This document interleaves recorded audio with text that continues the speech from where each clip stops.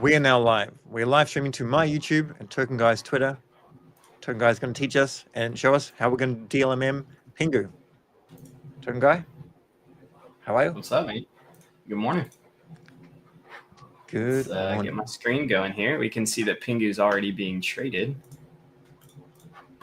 And let's go ahead and refresh this pool, make sure that the price updates. I'm also going to send out that I'm live to a few different people. I'll put I'll try and make sure all the links go into the chat. So what pool is that you're looking at? 400 bin step. That's the one we're going to be jumping into. Yep. And so I'm watching it right now. It looks to be going up pretty heavily here. And so basically we're going to look for some pretty large movement goal and then look for it to come back down. But we're trying to be safe here. So we're going to set up, we'll start with like 50 sol and we're going to do a one-sided bid ask. And so this is a 400 bin 5% pool.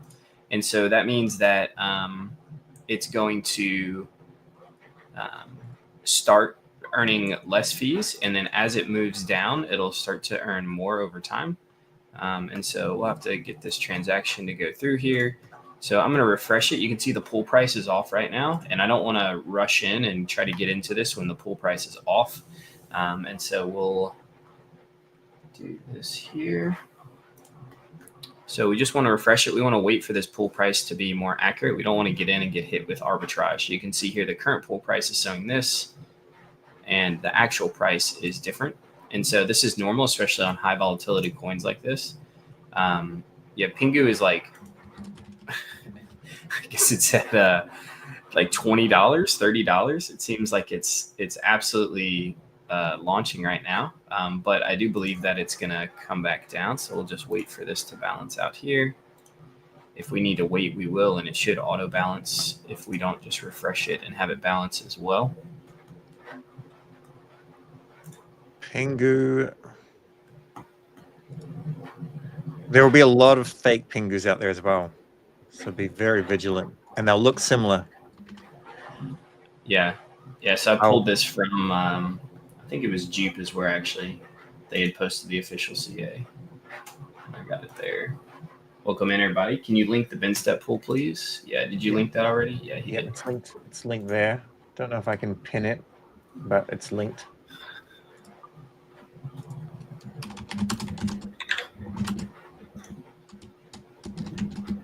I don't even know if this this is saying that it's at like $25. It's just absolutely like launching right now. So I might just like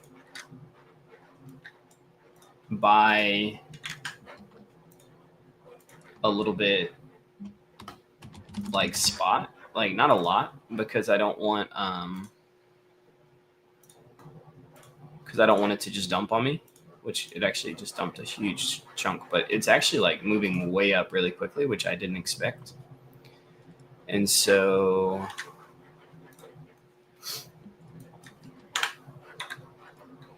I'm just going to buy like 5 sol spot because, oh geez, 98% price impact. Holy moly. Yeah, you can see that it's now dumping a lot. So I'm going to, yeah, we'll see what we can do here. I'm just waiting and watching it because it's so volatile at the gate. It's like really, really risky to get in. I was going to try to buy like 5 sol spot. It did dump back down a lot. Let's just try to do this. Let's buy 5 sol and see what happens. Now, this is definitely the correct one, not someone that's created something that's fake, right? Correct. Yes. This is the correct one.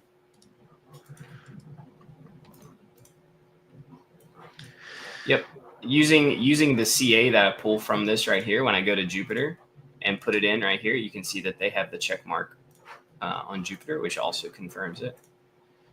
You can also see if we go to the 5-minute volume mark, you can see PENGU is here. It's the one doing really well. This is the exact same one there. And this is the one. Yeah, they launched it 10 minutes early. So yeah, it's trading at $40. Yeah, which seems insane. but you can see the wild price swings. And this is what happened with Magic Eden as well. Now it didn't go from, I mean, PENGU literally launched at like around $1, a little less than $1, maybe 50 cents. And it went all the way up and is now like, yeah, trading around $30. So obviously Magic Eden didn't go this high. But yeah, what's happening is that with PENGU, they're doing an airdrop. It's not the same as like a claim, right?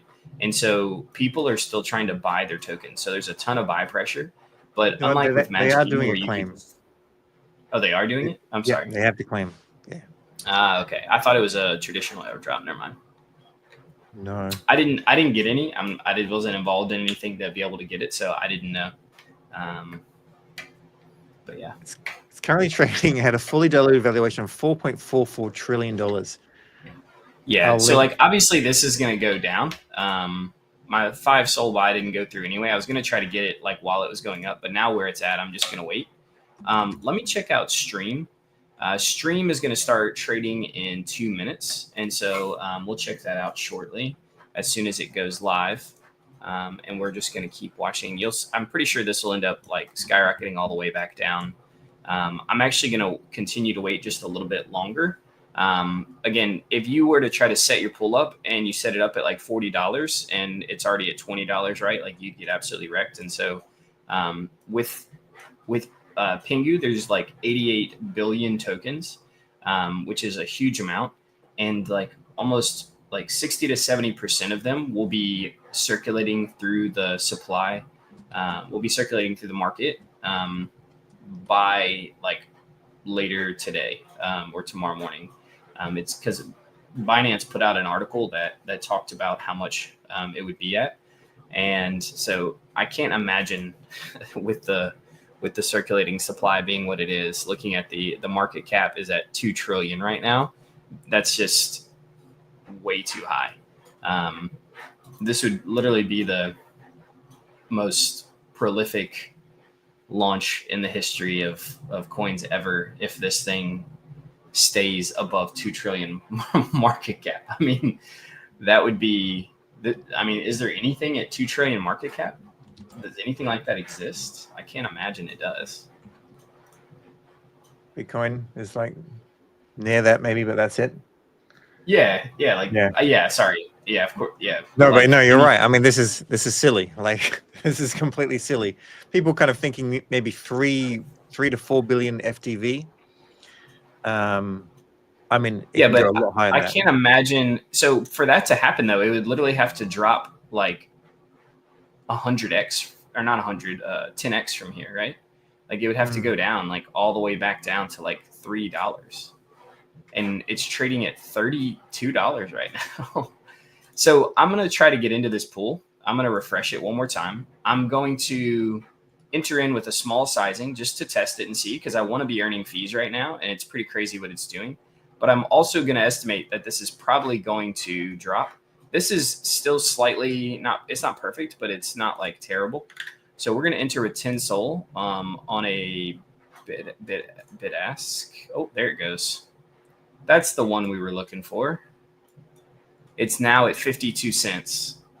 So this is probably a massive sniper that was pumping this way up and making ridiculous amounts of money and then just sold all of it at once. Because it is now at like 30 something, 50 cents, right? We're now at a 3.6 billion market cap. So that makes sense. This is where it should be. That's insane. I moved to the seconds chart. Let me go ahead and expand this out so we can actually see it. And can we just remind people how much gas are you using? You're using like 0.008 Sol, like $1.82 per transaction with mixed broadcasting and on exact fee. I'll put that in because it's going to be needed. Yeah, so I'm curious, like, yeah, this is interesting.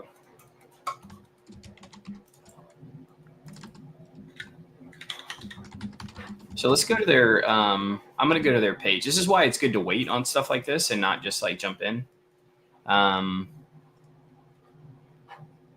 Yeah, PENGU is live. You can see this is their official site because I'm not following any other ones. This is them. And this is the CA, which is the one that we're currently looking at. The 2Z, yep, AUV, yep. So this is the one.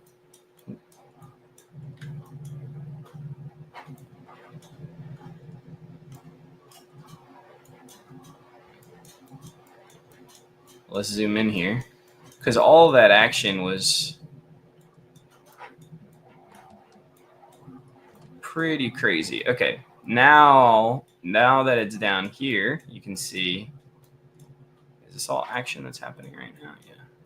This is the 1 second chart. So all this is the price action that's happening. So now we're going to set up our one-sided pool. Let's go ahead and refresh this. Like if you put in money here and got in too early, you would have just gotten wrecked. Like you would have lost everything pretty much. All right, it is now balanced. We're going to drop 50 SOL. We're going to do a bid ask on the 400 bin here. And we're going to add liquidity. I'm going to do this on my other wallet. Oh, actually, I can claim and stake my stream as well. All right, so we're in now. And we'll see what this looks like. And so obviously we're in a one-sided, so we're expecting it to dump some. It has, after the big drop, it's been moving up slightly. And so we'll just need to continue to watch to see what it does here. If I need to, like if it's just going to continue like this, then I'll end up spot buying and then just setting up a two-sided pool. But we'll watch and see what it does. On the 1 minute, the volume is still pretty crazy. It's showing that it's dropping, but it's still in the millions. And so this volume is still crazy high. I know the candles don't look massive, but that's because I'm on the 1 second chart because the 1 minute chart wasn't showing correctly. I'll swap it to the 1 minute after this has been going on for a few minutes, and we'll go from there.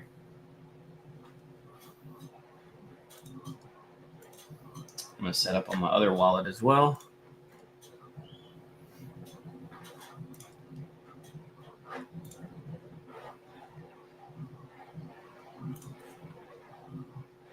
So just quickly, Bronson, you're asking there are 3 Pudgy PENGU. Which one do I buy? We've put the contract address in it.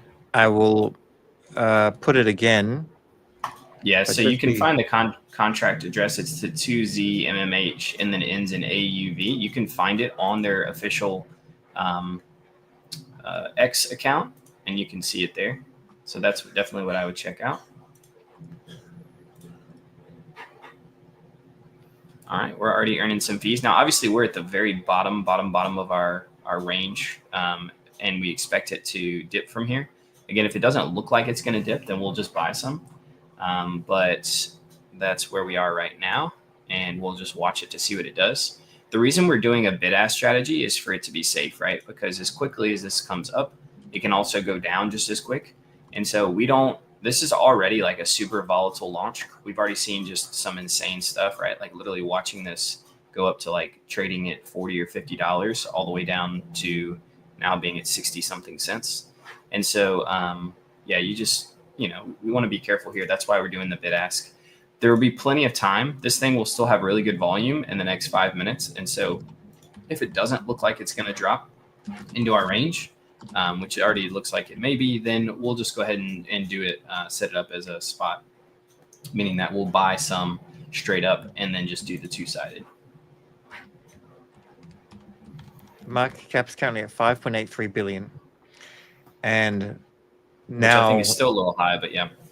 And now the claim link is out.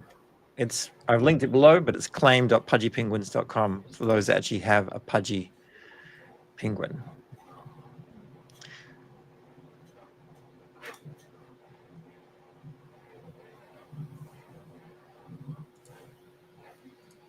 It is the real PENGU that we've been talking about. We're not showing anything that's fake. Correct. Yep. You can see on the Pudgy Penguin site, they said PENGU is now live, and they dropped the CA right here, so you can see that.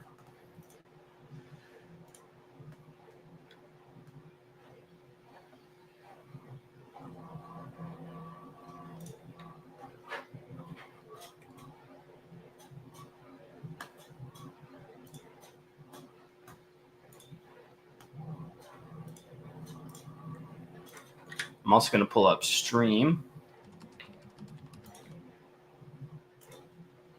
Yep, it is dipping, so that's good. You can see we're right at the end of our range, so we weren't really earning a lot. We're earning very, very little. But as this pushes down, we'll earn a lot more. I actually set up a spot 400 bin on my other wallet just to test it out and see, and it's doing pretty decent. So I might end up swapping to that if it doesn't look like it's going to move too much. Because of all that early crazy price action, I think there's a lot of people that ended up getting knocked out pretty early. And so we'll see. And I guess what we're waiting on now is I'm going to have a look at Twitter. We're going to have to find out how much you can actually claim. Like if you have a Pudgy Penguin, what is the claim amount? If you have a little Pudgy, and then we'll start I'd be interested to see that as well. Sell pressure. So I'll do a little bit of a dive. I'll mute myself and dive in. Mm-hmm. Okay. Yeah, that sounds good. Hey, if y'all live, you have any questions, please put them. I've been focusing on the chart and what's going on, but we'll be taking some questions as well. Thank y'all for being here. We're at over 1,300 people watching. I personally stream Monday, Wednesday, and Thursday of every single week, as well on Fridays. So thank y'all so much for being here. We do all things DLMM. We live stream it and show you our strategies and why we do what we do. And Seb streams a bunch as well. I don't know his exact schedule, but he can tell you. He goes live many, many days, and we've been doing some of these partnerships before. So glad to be here with him this morning, my time. Likewise. Can you walk me through how to set up a 400-step bin that buys between 2 to 4 billion? 2 to 4 billion? I don't know the math off the top of my head for what that would be. But however much you're looking to put in, you would go to a 400 bin step pool like this, and then you would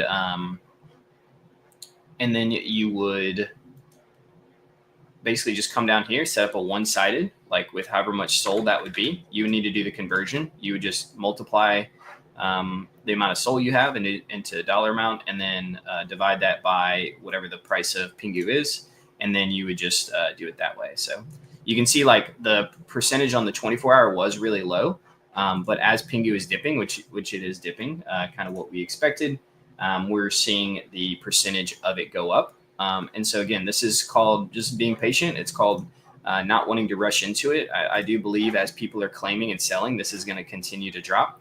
And so as that happens, that's why we set up the one-sided bid ask. So only a little bit of it are we buying here at these higher levels. And then as it pushes down, we'll be earning fees the whole time, and we'll be buying into lower ranges. And with the 400 bin 5%, I expect it to push down, continue to push down. And then at some point, if it looks like it might be picking back up, then we'll get into it there. I also have Stream live. Obviously, Stream is overshadowed by Pengu, but it is also doing okay volume. I'm looking for the volume on this to pick up, which I expect to happen once the volume of Pengu dies down some. And so I'm not going to worry about getting into it. I did buy early into Stream. They had this pool set up, and you can see like I can actually claim, I think, some of my Stream right now. Let's see how much I can claim. I can claim 0.27. So it's vested, right? So it'll over 22 days, it'll slowly unlock. I actually bought some of this on 2 of my different wallets. And so right now it's not worth it to claim 0.27, but maybe later today I'll claim a little bit depending on what's going on there. And you can see we have the one-sided pool set up here. And so basically what you do is you just come in, you add the SOL, you add liquidity here, and then you set it up as like a bid ask or a spot. I did the bid ask strategy here. I also did spot on my other wallet, and it's doing really, really well. But the bid ask is a safer strategy. Now, I am considering swapping it to a spot here based on where the price is. But I think I might wait just a little bit longer. Let's see. Trying to imagine what it could drop to, right? Because the Magic Eden price, if y'all remember, shot way up and then came way down, right? Which is kind of what we saw here. They are using, if you notice the way the price action is working, they're using a similar tech that M3 and Grass used, which does help stabilize the token a lot. So that's good. I think this is what I'm going to do. I'm going to go ahead and withdraw this. Withdraw my other one. Well, I think I want to set up a 2-sided pool. We have the funds just sitting there. I'm not using all of them anyway. And so I think I'm going to set up a two-sided. If it doesn't go down, great. If it does, then we'll have it set up on both sides. And so we're actually going to buy some PENGU here. Let's do like this. We're just going to spot buy some PENGU and swap it. This is, let me refresh this because it's showing it being a little off here.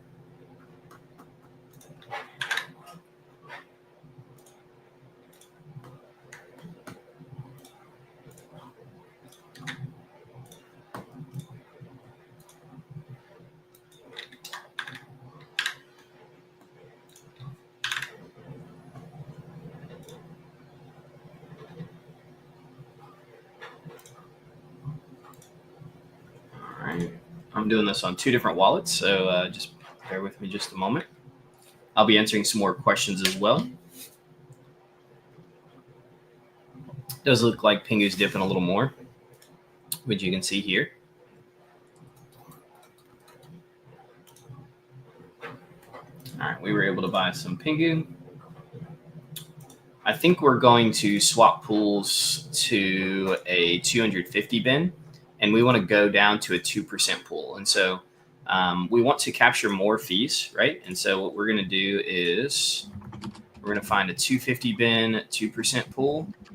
If someone has created that, I assume they have. There's a gazillion of these things. It's way down here. It's not synced up at all. I'm surprised that nobody's using it, but we will use it. I think actually. Got a question here. So no more one-sided. Isn't it safer? It is safer, yeah. But based on the price action, again, you have to adapt to kind of what's going on. But you see how slow it's moving down. This is literally a brand new launch, and so yes, it's safer to do the one-sided. But based on what I'm seeing right here, I wouldn't be surprised to see it start to pick back up again. But I want to take advantage of both sides here. And so I wasn't sure what I would be seeing, right? And so I'm seeing like this, what's happening here with the way it's trading. The tech that they're using is something that DYOR uses that allows them to stabilize the price, which helps a lot. It's something that Magic Eden did not use.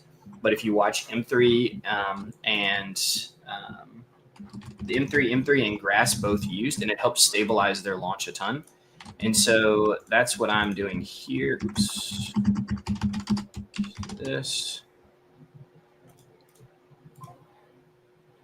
Oh, apparently this did not go through. Let's try this again. Just very quickly, Burke. So on Whales Market, each market has their own form of like settling, and the other person, you can go and settle if you're buying or selling or whatever, but the other person has 24 hours or 48 hours in order to do so. So that's how it works. I don't use Whales Market these days. But that's how it works. And any further information, just go directly to their support. Yeah, it'd be nice if there's a better system than Whales Market to be able to sell pre-market, but I haven't really seen much that is. So you can see it's struggling to go through, which makes sense, right? I mean, there's a lot of price action, a lot of stuff going on. There it is. It went through. I am going to get back to the pool and everything that's going on. Stream, somebody just bought. Oh, never mind. Just kidding. That was a little glitch. But you can see now it's starting to pick up a little bit here. It could come back down, but I'm starting to see it really stabilizing. Like I said, like when I'm watching the chart. And so I don't want to just have it on the downside and not capitalize on both the up and the downside like this. And so I am going to create a two-sided. I'm going to create it spot. At this point, I'm not worried about doing bid ask. I'm going to do a spot strategy. I'm going to do auto fill on a 255% pool. This is slightly off, but it's close enough that I'm not too worried about it. I could wait for it to rebalance, but it's technically 5% apart, but it's probably only like 6 or 7%. It's not a huge difference there. And then on my other wallet, I'm going to find one as well. Go to the 255%.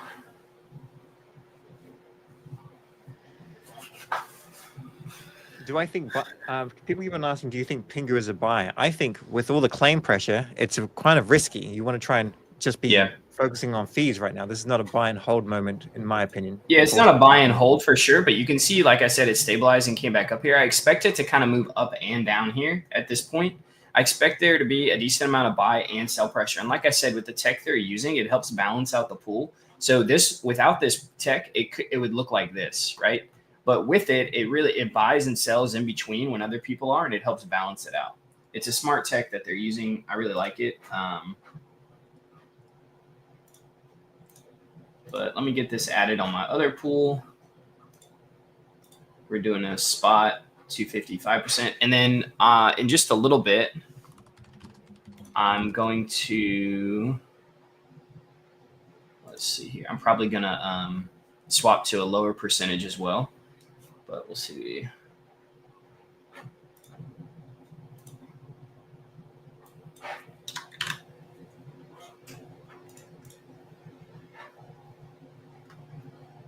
People keep So on you asking. see I have the like, pool set up here now.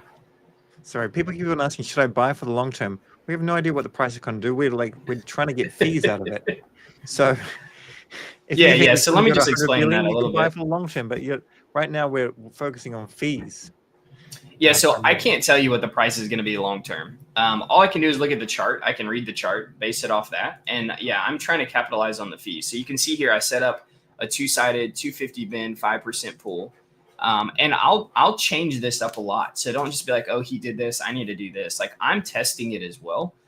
You can see here, I'm on the 255%, but it's not earning a ton, and it's sitting like this, right? And so this is a safer pool, but honestly, I'm like, this isn't like amazing on fees. Again, this is way more stable. So I'm actually going to withdraw this, which I literally just deposited, and I'm going to set it up on a different pool because I want to find which one is going to work the best. 5% already might be too high because of the tech that they're using.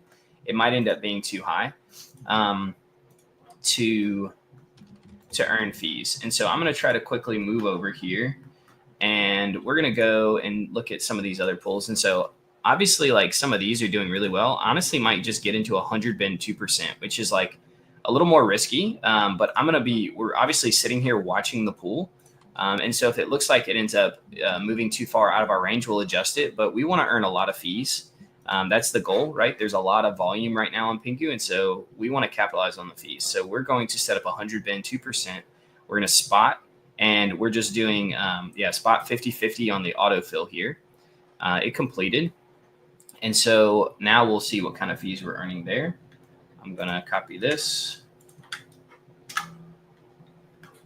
and swap it over there. This is the pool oh wait, you just posted it, didn't you? Yeah, sorry. You're on it, man. I just posted it as well, so, but, okay, perfect. We're going to do. I'm your administrator today. Seb, the administrator. You're doing a good job at it too. I'm not used to having somebody do all that, answer the questions, and post all this stuff for me. So, all right, we're on 100 bin 2%. You can see the fees are still decent, but nothing too crazy. And so we're going to continue to watch this to see what it does. We're on the 1 minute looking at this. Let's see, the 1 minute volume is still at 4.8 mil, which is crazy high. Let's see, stream. I'm not sure what stream's doing here. Let's see. We need to zoom in on this. Yeah, the volume on stream is just so much less but because of everything going on with PENGU. Also, a lot of people on stream are just like locking it up. So we'll wait. I expect there to be more price action and stuff on that later. But yeah, we'll see what it looks like.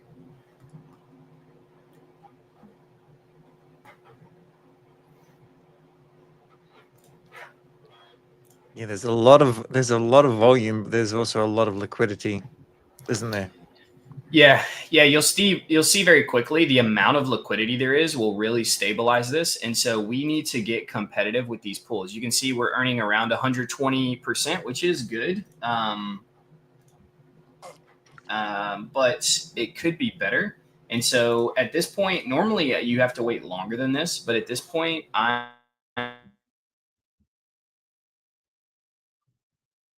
going to get even more aggressive to try to earn more fees. And so obviously this is pretty good here. This will die down. And so when it does, then we can kind of figure out, okay, what is our play as far as like how safe we want to be and where we want to set up the pool. But as of right now, we're basically fighting a bunch of other people to try to earn as much of these fees as possible. Now, obviously, we are earning a decent amount of fees here. I mean, that's $60 right there in a matter of, a minute or less. But 117% is nothing to scoff at, right? But I want to get even more aggressive. And so the 1% pool may end up being good. But honestly, I'm looking at something even like an 80 bin 0.8% or something like that.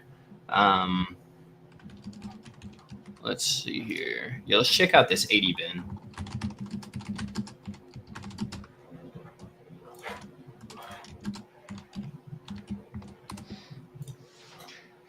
So your oracles asked why fees 2%. So you started at 5, you moved down to 2. Now then you considered 1. Now it's 0.8. You're trying to be more competitive, but would you not initially go for like 5 and 2 just to try and be greedy, I guess, but not greedy, Yeah. but to be. No, I mean that's essentially it. To be greedy, yeah.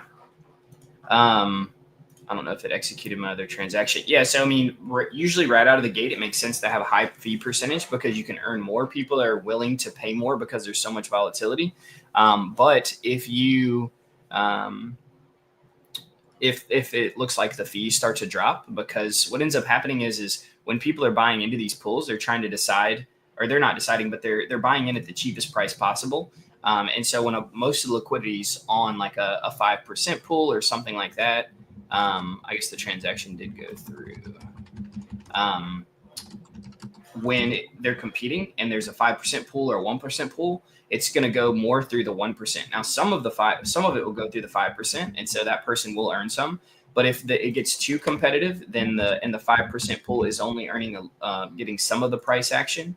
Then what ends up happening is you need to move down to be more competitive, because even though you're earning more per transaction, which would be the 5% fee, you're still not.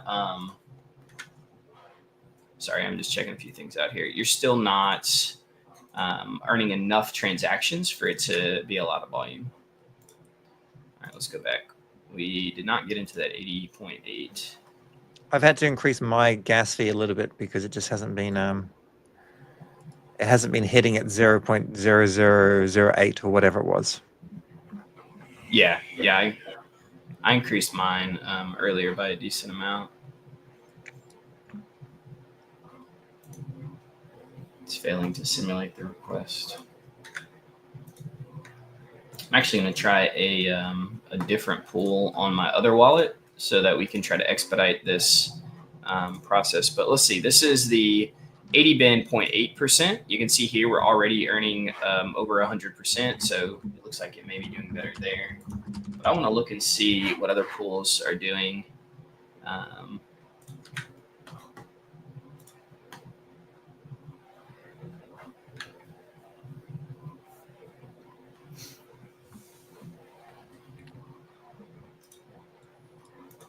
This is all like a little bit of a test, right? Because we need to figure out what's going to earn us the most fees. Once we get to a point where we're good, then we'll sit on that. The 80.8% doesn't seem to be doing that much better than some of the other ones. So people maybe the 1 or 2% could be better still, but let's see.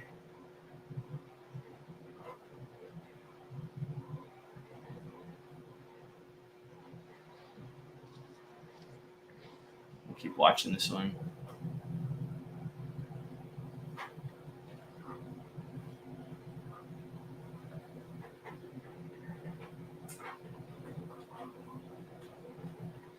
I'll take a couple of questions until you're ready to speak and then just interrupt me. Barath, Kamar, what FTV is right to get in DLMMing? That's a tricky one. But you're basically looking at the chart to see if it's kind of in a range, and if it's in a range, you can print fees there. If it moves the other range, you may decide to exit your pool, especially if it's not printing fees. And anything Tokenguy says, because he's more experienced, just take what he says. But that's what I've learned from you. Sound good? Yeah. Yep. Cool. Sharon wants to know how to increase the gas fee. I don't think we need to show you. I think it's pretty easy. I can just talk you through it. At the top of the DYOR dApp, next to your wallet, there's like a notification bell. Okay, great. And then you click on mixed where it says priority, and then this is where you have to increase it. So you can see every transaction that's being put through is like over $2 that Token Guy's putting through, and that's what it costs. So if you're playing with like $100, then every time you put through a transaction, it's using like 2.2%. So you just got to be mindful of those sort of things. And that's just the nature of using a blockchain which has high TPS, but has a lot of users. And there's a lot of people wanting to get in. And that's what you have to pay to actually get your transaction in. And when you're playing with thousands of dollars, $2 is nothing. And for context on Ethereum, sometimes I've seen people spend hundreds of dollars per transaction, which is obviously not a good idea. $90 down to 5 cents. I don't know if it went up to $90. If it did, that would have been like a random candle. But is Yeah, for it whatever did reason, probably have a few random ones up there. Yeah, but whoever jumped in early, bots were pushing it up. I don't even know how they managed to get that pool open early. I think it's because the blockchain's running a little bit faster. So the liquidity pool would have been scheduled to go live, not at a time, but at a particular block. And that's why stream and like depositing into the stream pool that ended a little bit early. I missed out. I was waiting to the last minute. I missed out. And same thing with this. This probably went live 3-4 minutes early, maybe 5 minutes early, just because the block was wrong.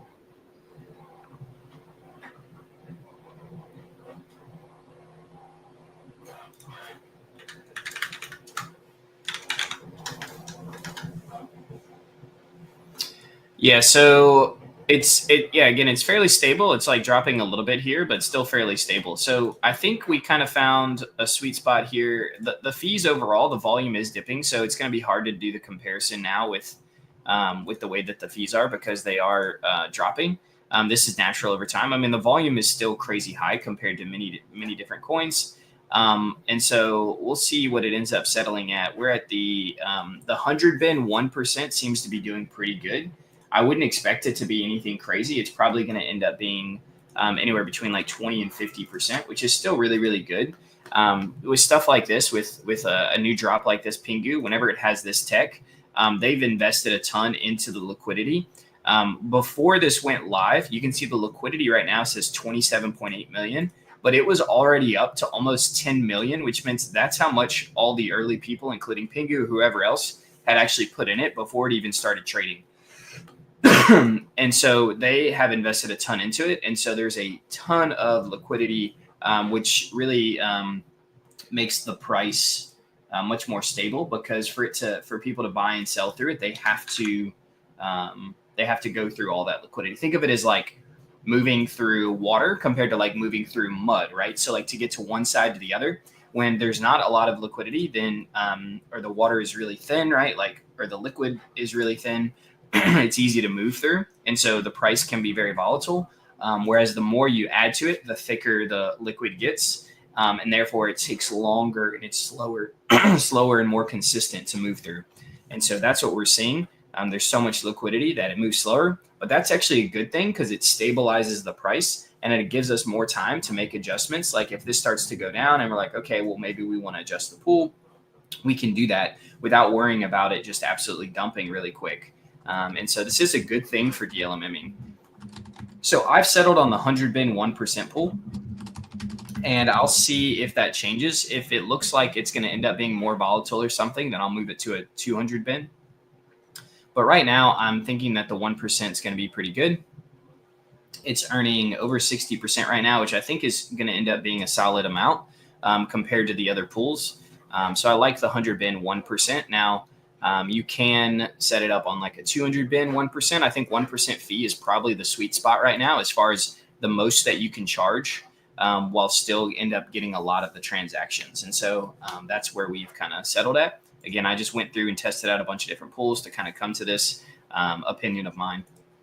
But yeah, we're looking at that. It's also very interesting that like Stream is live. I wonder if Stream is actually like, I guess it is live, but like you can claim and stake your tokens and things like that. And so I'm just curious, like if a bunch of people are claiming and staking it, and what that looks like, it doesn't feel like it's actually live for trading. It's only live for like claiming or something. I don't know if that's the case or not, but it is interesting. Yeah, nice. I'm seeing there's a lot of questions that are coming through that are like really basic stuff, like, you know, what does it bin? What does 100 mean? What does 200? And Tokenguy, you're working on like an explained tutorial series or a big post or something that goes over the basics of Meteor. Yeah, so I'll be posting it probably within the next day or two, but essentially it will be a DLMM guide, and each of the different points that I make. So like I'll have like kind of going through the basics, going through some of the more advanced things, going through the different strategies, all that kind of stuff, as well as like selecting which coins I like to DLMM and how I determine what pool and bin step I get into. And I kind of like I've already filmed it. I have to edit it all out and everything, and so. But I'll be creating that within the next day or two. It should come out on Twitter, and then you'll be able to see it and learn from there. Awesome. I think if someone's coming in right now to this live stream, I'm going to stick around and get as much as you can. But if you have those kind of questions, then just absorb what you can and then just wait for that, because, yeah, Meteor it's definitely a fee printer, but you need to have a strategy. You need to have some skills. You need to be fast. You need to have the right amount of gas, all those sort of things. And you need to follow Tokenguy religiously. Change your schedule. Speak to the boss. Get on a new work schedule and make sure you catch his stream. Yeah, there you go. But maybe you could just quickly touch on bins quickly, specifically, what is 100, what is 200? And there's another question, which is along the lines of the 20 bin step was on 300%, but of course, 20 bin step is far more risky of going out of range and whatnot. Yeah. I mean, the 20 bin step, if you would have got into it up here, it'd almost be out of range down here, right? I mean, it'd be very risky. I mean, look at the 100 bin step we have.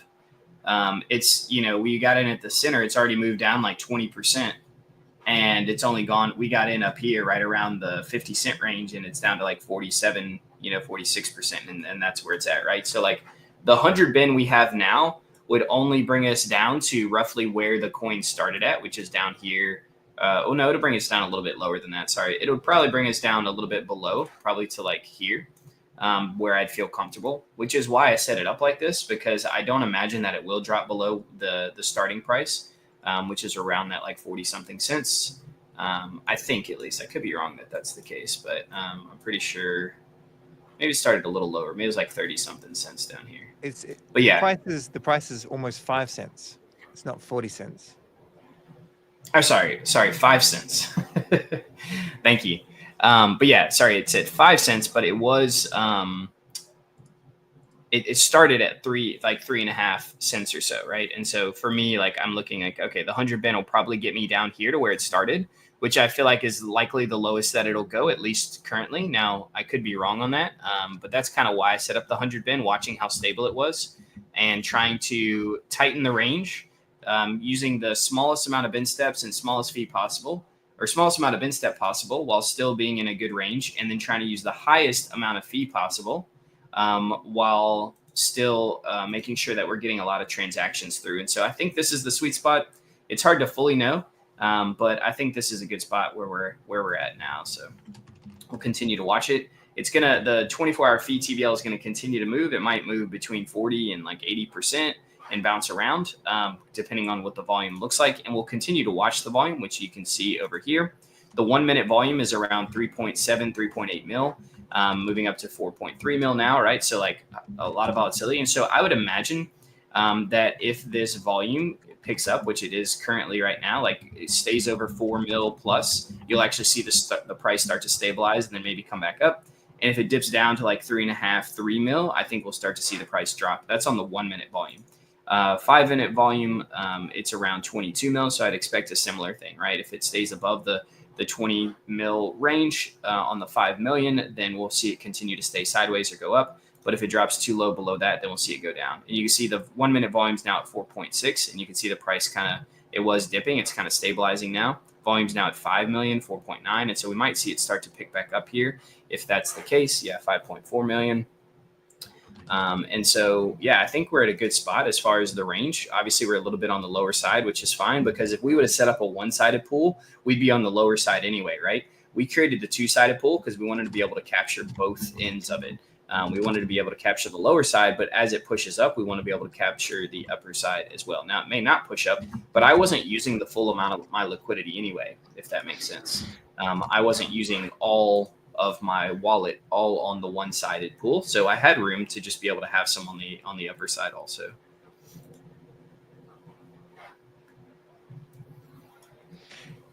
I have a good question here.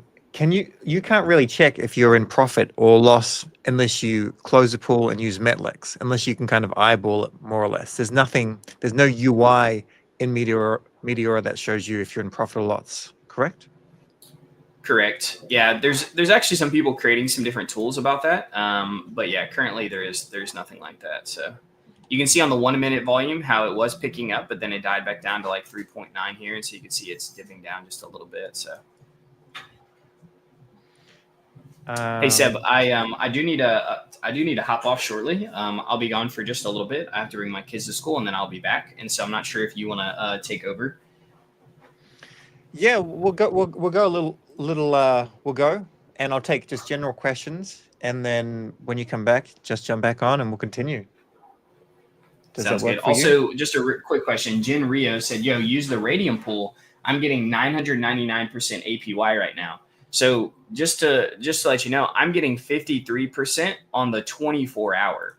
So if I were to use a calculator on that, that means if I earn 53% a day times 365 days, I'm earning 19,000% a year. And so I know you're showing 999%, but you'll earn a lot more using Meteor DLMMs than you will using Radium. Now, Radium's not a bad product or anything. You could use that. It's just that if you're looking at what's going to be earning you the most, you'll actually earn less on Radium than you will using Meteor DLMM. They just show the year APY, whereas this shows the daily fee that you earn. And the reason why is because these numbers are so much higher. If they showed the yearly APY, it wouldn't give as accurate of a representation as the daily amount. So, but yeah, we're watching this dribble down just a little bit here. I'm going to keep watching my pool and see if it ends up moving down too low, then we'll just close it out and rebalance it if we need to. And if not, then hopefully it'll end up picking back up as well. There's a lot of people that have already claimed. There'll still be more people claiming, so it's potential that it drops some more. But the fact that it's held this strong through all the different sell pressure, I think it's a good sign that we could see it at some point start to pick back up. So we'll continue to DLMM it like it is now, and then yeah, we'll go from there. So all right, Seb. Cool. All right. Speak to you when you get back. Thanks. Thank you. All right, I'll share my screen. I'll take as many questions as I can. And of course, nothing that I will ever say will be financial advice. And I have a little bit of a different specialty. I'm not as good as Tokenguy at all when it comes to this sort of stuff, but I can still answer plenty of questions. Specifically, a lot of the questions that have been asked right now are along the lines of like, will the price go back up? So if you bought like $1 or whatever, then no, you're not going to see $1. Let me see if I can find the initial chart.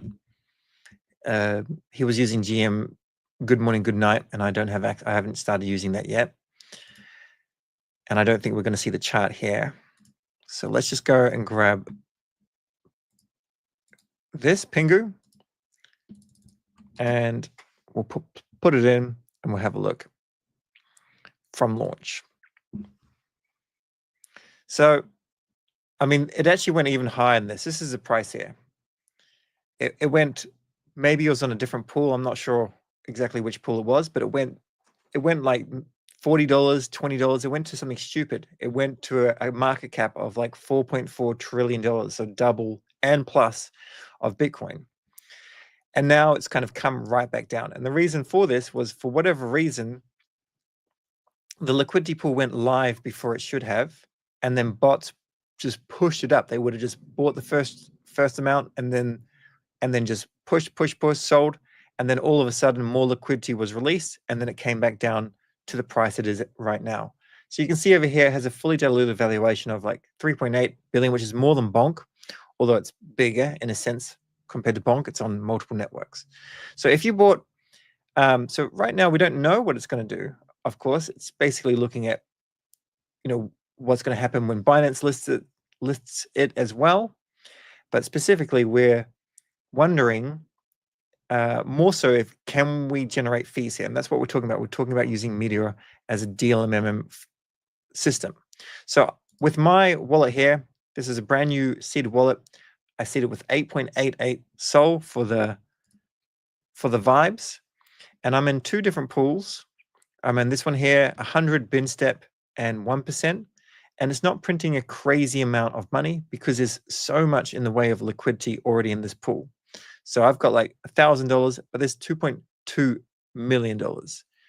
And then if I go over to my other portfolio, so I'm in 2 different pools here. So at this stage, I'm just gonna, there's not a huge amount being created because there's so much liquidity. So still, remember, we have to keep in mind that if the price remains pretty stable, if we can earn 70, 50, 40% in a day, then that's like $1,000 into $1,400, and that is still decent. But no, it's not a $100 into $10,000. So let me just now take all these questions, and then anything that we don't know, we can wait until Tokenguy comes back. So the bin step here, you can see on the left-hand side, bin step is 100 for this pool and 1%. And then it can go higher if there's more volume pushing it up to a max fee. But currently it's just at 1%. That shows down here as a dynamic fee. This here is this pool down here. This is outperforming this one, but I don't know which one I put in first. Can't remember. This is a bin step of 100, 1%, and then 2%. But if we just go to the pools and we find PENGU, we will see there's other lower fees. And so if you're doing a big swap, as long as there's enough liquidity there, it's going to route via a smaller fee. So we may have to go even smaller. You'll see something like this with a bin step of 20. This is a very narrow band. We could try this just for the memes, but would probably lose money on it.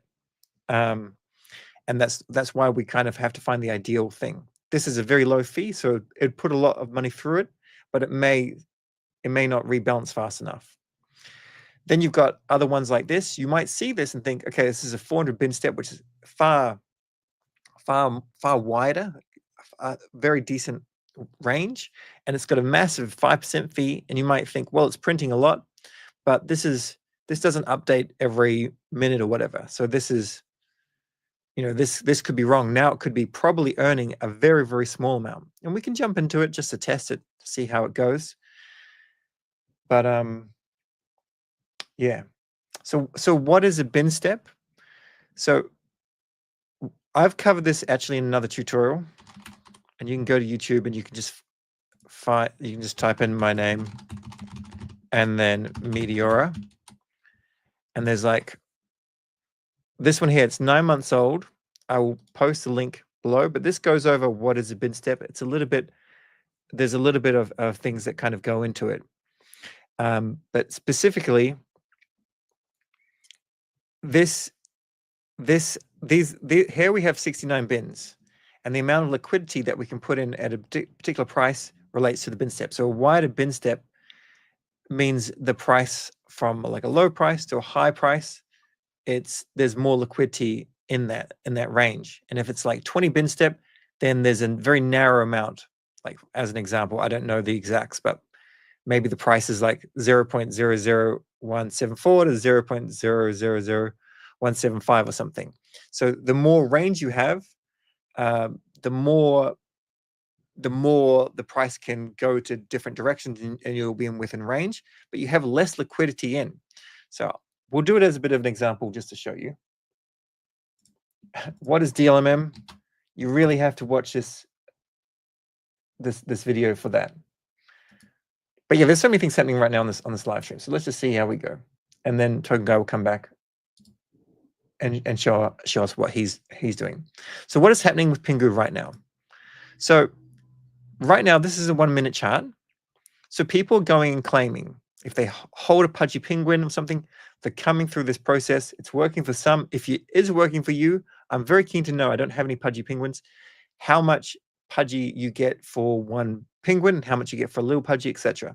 They come to this website, claim.pudgypenguins.com, and then they go ahead and they link their ETH wallet with the NFT, their Sol wallet, and then some magic happens on the blockchain and they get their Pengu tokens. Then some people are going and actually they're going ahead and they're putting it out there and they're just going, all right, I'm just going to sell it. Other people buying or whatever, like you can see this kind of price dropped. There's, more people selling as opposed to buying right now. And now it's back up again. This is on a 1 minute chart. I do not there's so much. I do not know how to look properly at a 1 second chart. You'd have to be very, very skilled to do that. But 1 minute chart, you can see we just need to ignore this first part, okay? This time when it went up to like $20, $40, $90, something stupid. This was we'll always avoid the first part. That was just bots just capitalizing. Then it launched at like 3. It popped on up here. If you had a sold there, you would have made a 2x, but it's hard to get a transaction through, and you didn't have much time to actually get it in. And then it's come on down, and you can see that there's different ranges here. I'm not the best with ranges and TA, but basically, the price has come down to about 5 cents, and it's sitting quite nicely in this 5 cent range. So it's hanging on to 5 cents. So as long as it hangs on to 5 cents, if we narrowed this band, we can try it in a moment, we may end up printing more fees just by sitting in this very narrow band if it hangs around 5 cents. And yeah, but it's rising. So as it rises, then maybe it doesn't do so well. So let me just, what am I posting here? This is my video here. Santi says, Phantom users are getting 5K to 8K tokens. Can you link me where it is? Who's doing that?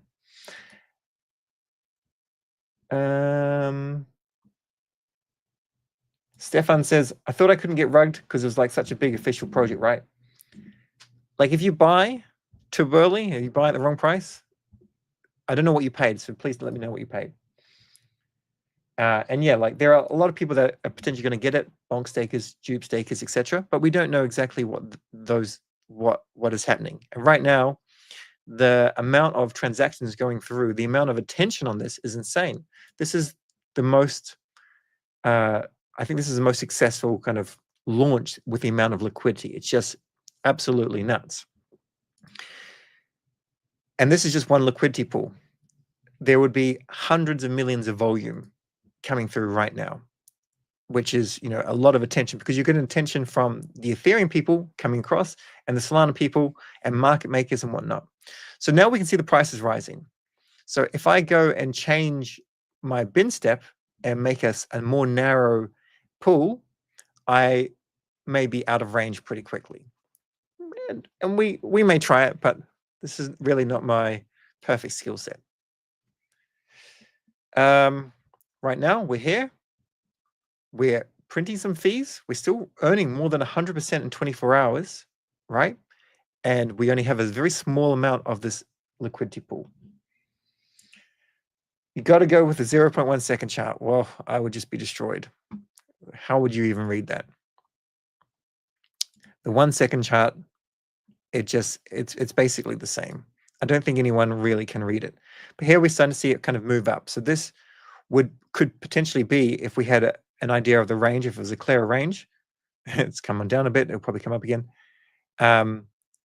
This is where we could maybe, if we bought at this time and we started to sell on the way up, that could be a good move. But right now, I think we're doing okay. So I need to just go through a whole lot of these questions here, and then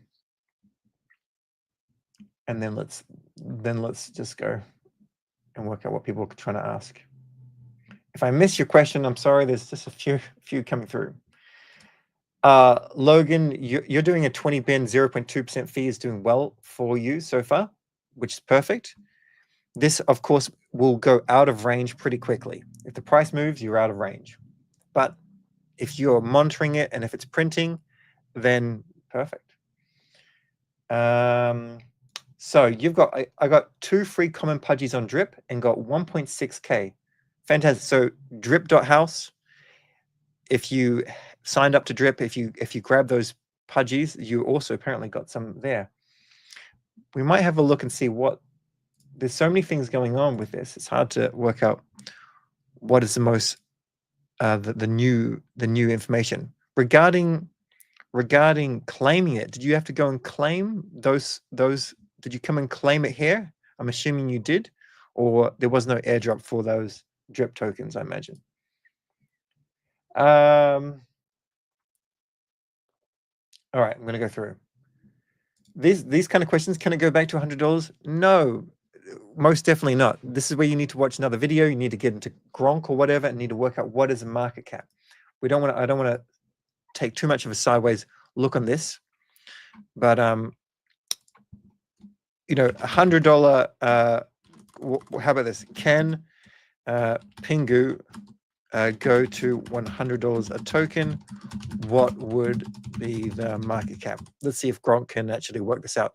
It would be insane. It would be like so much bigger than Bitcoin.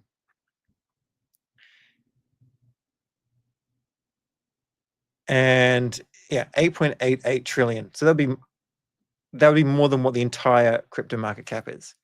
So if you're looking at it right now and you're trying to work out, like, what could this be? Well, this has a lot of attention. This probably is the best IP in all of crypto. It's likely going to flip Bored Ape Yacht Club. We could go to CoinGecko and we could maybe compare it to, say, the Ape token that did pretty well. Wasn't a meme coin as well. Wasn't Ethereum. Wasn't as easy to buy. And it was launched at a time when it was far more, like, there were far less projects. But this reached an all-time high market cap of apparently 6 billion. Probably was more than that, to be honest, but it reached this crazy high price of $26, which is just stupid. Now, we can't really compare it directly to that. We need to compare it to meme coins, in which case, if we come down, we have a look at Doge. Doge has a market cap of 60 billion. Murad Memedov, he thinks that there's going to be multiple projects with over 100 billion. Coming down a little bit further, Shiba Inu's 16. And something like this, but by the end of the cycle, it could probably reach 50 billion or 100 billion or something like that. So it can certainly do well, but in the short term, it's hard to really know. Right now, it's doing okay though. All right, back to all these questions. Let's smack them through. It doesn't let me use my Phantom wallet to claim the PENGU. Do you know why? I'm unsure. Probably demand. I use Solflare these days, but if you have Pudgy Penguin, there's just a lot of demand. You're probably going to have to keep on clicking. There's probably thousands of people clicking at the same time. Stefan, you can't ask these questions like, you know, do you think I should sell or whatever? Because nothing is financial advice. Maybe 2x. Look, one thing is, if you like, taking profits off the table is always, in my opinion, a good idea. Not financial advice, but same thing to keep in mind, that I would love to have a little bag of PENGU that just sits there. And maybe I plan on selling some at a 10 billion market cap, a 20, a 30, a 40, a 50, and still have a moon bag. And I'd personally like to have $10,000 more or more worth of PENGU. I think it's good. The real question is, should we buy now or not? Yeah, of course, that is the real question. But the other question is, should we, you know, can we be earning fees on it? And yeah, we can be earning fees. We could potentially earn 50%. We could earn $500 or more worth of PENGU in 24 hours, depending on how things are going. And of course, we're subject to divergence loss and permanent loss. And if so, you know, then we could just hold that PENGU forever or for quite some time. Let's have a look at these things. I started here, just so we're clear, I started with 8.88 Sol. So I'm not even sure if I'm up right now. 8.88, $1,900. Sona.watch, we can come here, copy this, paste it in, and have a look and see what, with all of the rewards and everything, is everything worth. 1,985, and this is 1,983. So essentially I'm down a couple of dollars, but I spent like $20 in gas just getting in and out of different things. Okay, You have 6K PENGU for OG. Cool. Rug or not, this project is backed by insane help. Yeah, this is certainly not a rug. It's if you got in too early because you weren't watching the live stream and you got a little bit too, you have to understand market cap. And generally, in the first few minutes, I will not get into anything. You wait for things to be reasonable. At this point, and it went higher on other charts, this is not where you go and play. You wait for it to come to a smarter range for sure. I don't understand this OG Phantom getting me to get 4,500 PENGU. Any links? That'd be good to know. Let's go to Phantom, and I just wonder, like, how do people deem their OG Phantom? The Pudgy Penguin claim is live. If you swapped in Phantom prior to 2024, you're eligible. What? That is nutty. So you'll be. So if you swapped in the Phantom app prior to 2024, so if you didn't swap prior to 2024, then you're not eligible. So Solflare is my wallet of choice. I'm going to have to import and see. I'll quickly see if I can get a Phantom wallet in this browser, and then let's see if we can claim it. One moment while I just go off screen and unlock a wallet, add a wallet, import a seed phrase, all that sort of stuff.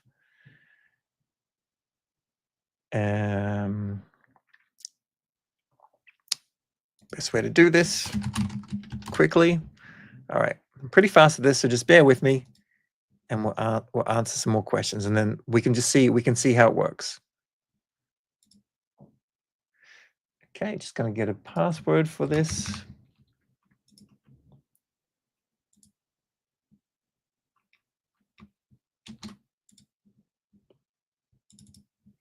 One moment. Thank you for your patience.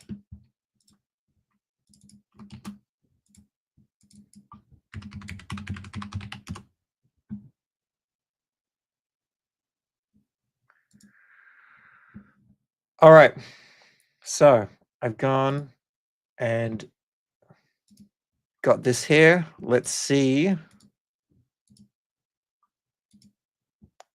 if this is working.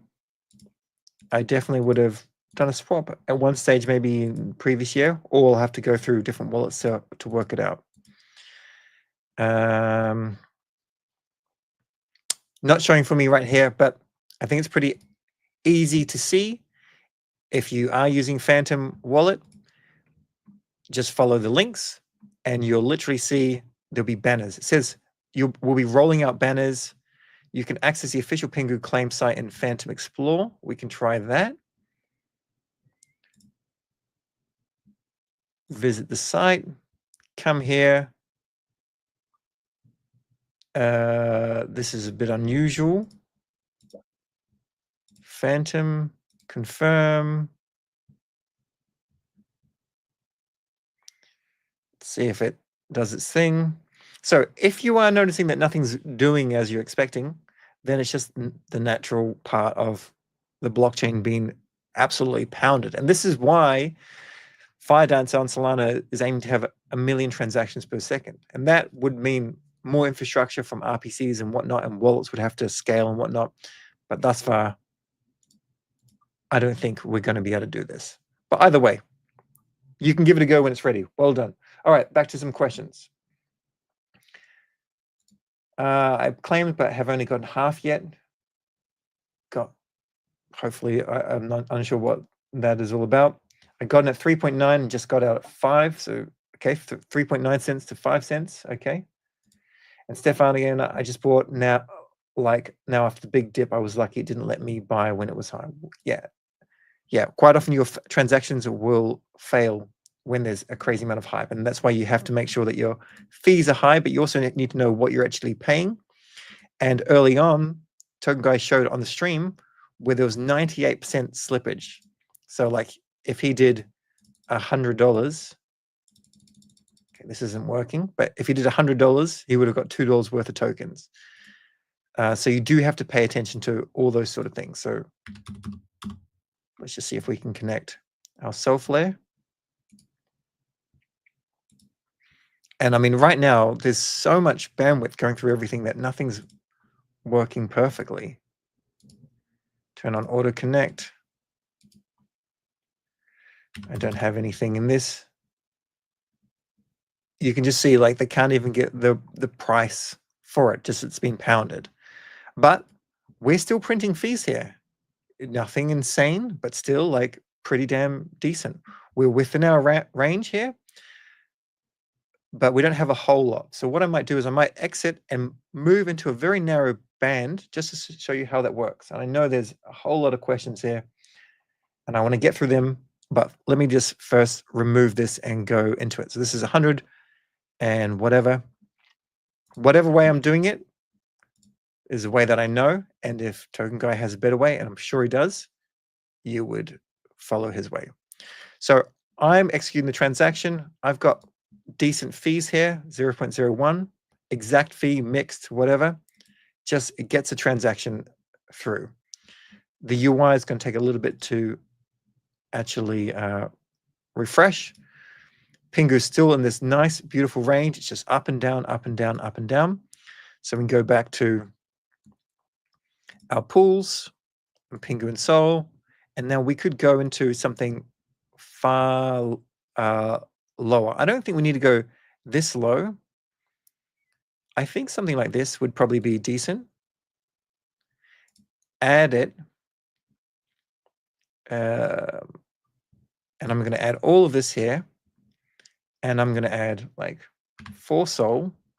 But then what we can also do is we can shorten the range. So the actual, we have a lot more liquidity in this narrow band of like 36. And we'll have a look and see how much we've put in a moment. So that's just over $1,000. And we'll just see how we do in terms of fees. And let's go back to some questions.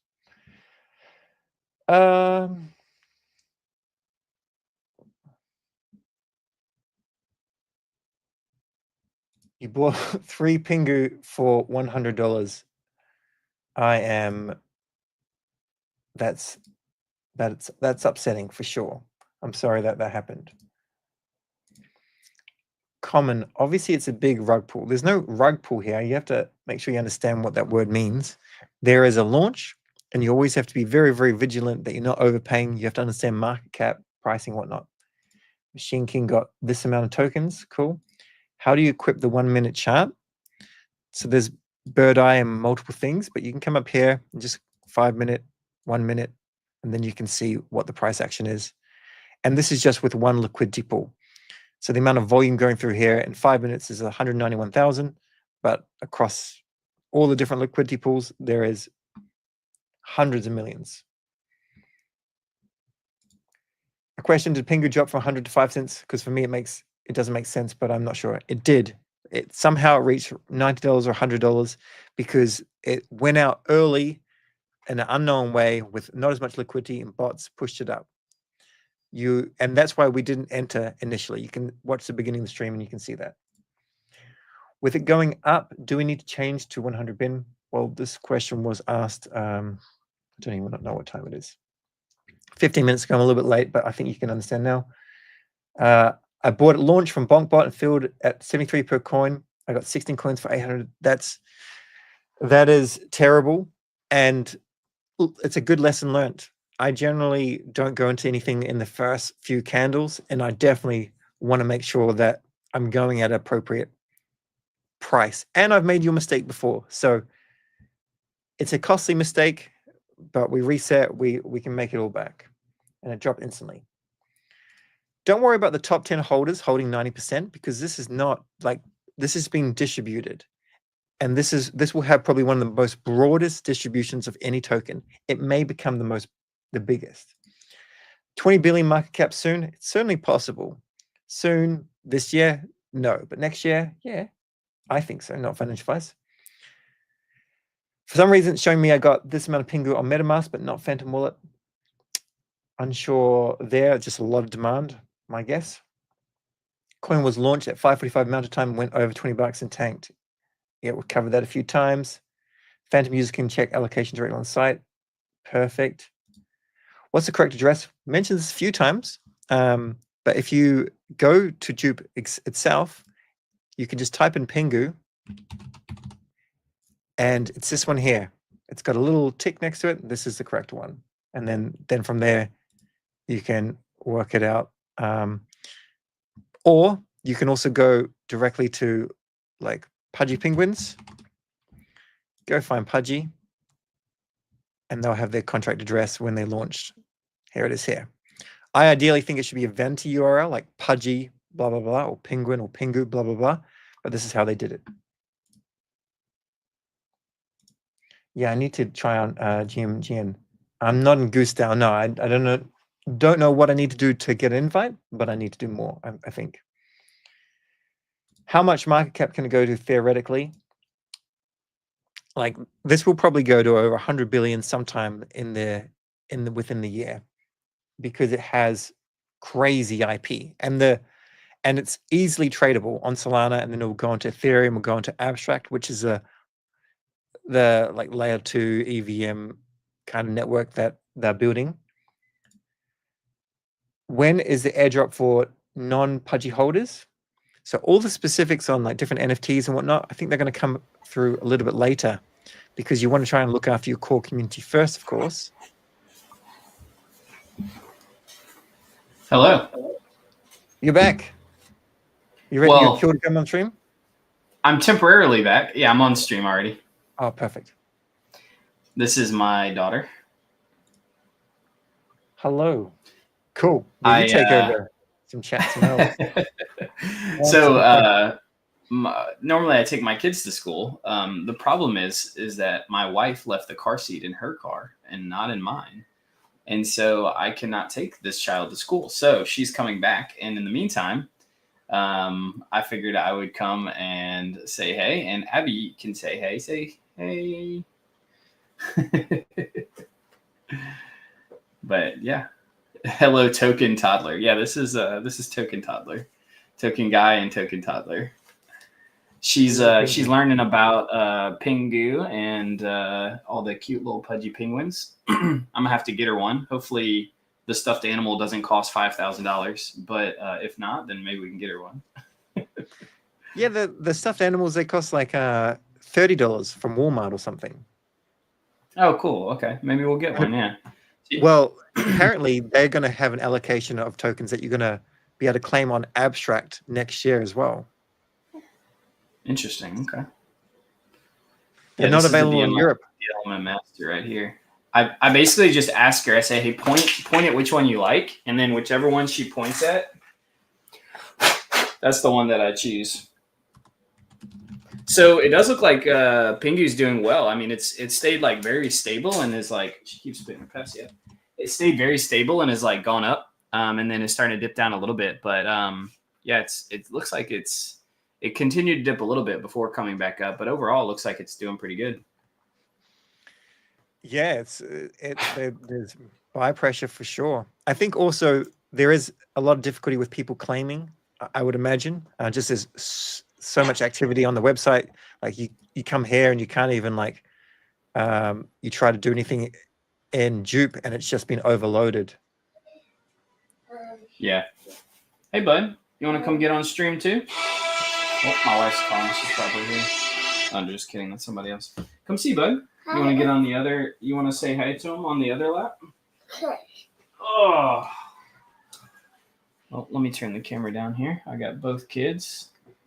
Wombat's asking if he's copy trading. Are you still in those pools? Did you stay in those pools when you went off?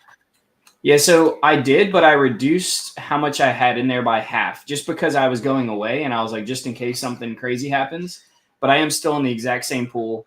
I just rebalanced it right after I got off stream and reduced the amount because I had like 20-something thousand in there. So now I have like 12,900.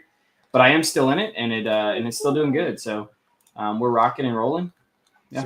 So what are you in the 80 bin 0.8%? No, I'm in the 100 bin 1%. Right before I got off, I had said the 1% seemed to be the sweet spot. So that's the one I'm in now. The 100 bin step 1% pool. I did a 50-50 spot. And I entered in right around the same point right here. I got in over here. It came down and then has come back up and is now coming back down again. Now I had I rebalanced can't it. see your screen, sir. Your screen's not being shared. Oh, my bad. My bad. By the way, Sorry. Wombat, and always trust Tokenguy over me, but I changed into this very recently, and it's been doing well, except for the fact that, well, it hasn't been doing well actually, because I've had divergence loss. The 100 bin 2%. What did you say is not good? What were you doing? I jumped into the 0.8% 80 bin, and I put in just over 1,000. And okay. I've been printing some fees, but the price has kind of moved down. I'll just show you quickly.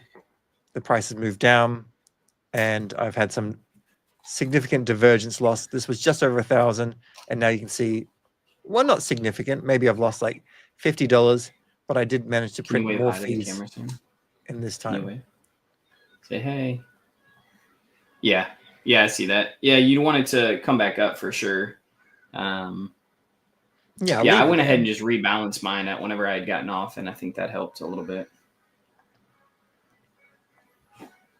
But yeah. Wow, we're over 2,450 views. Thank y'all so much for being here. I will be hopping off again shortly and then hopefully get back on in a little bit.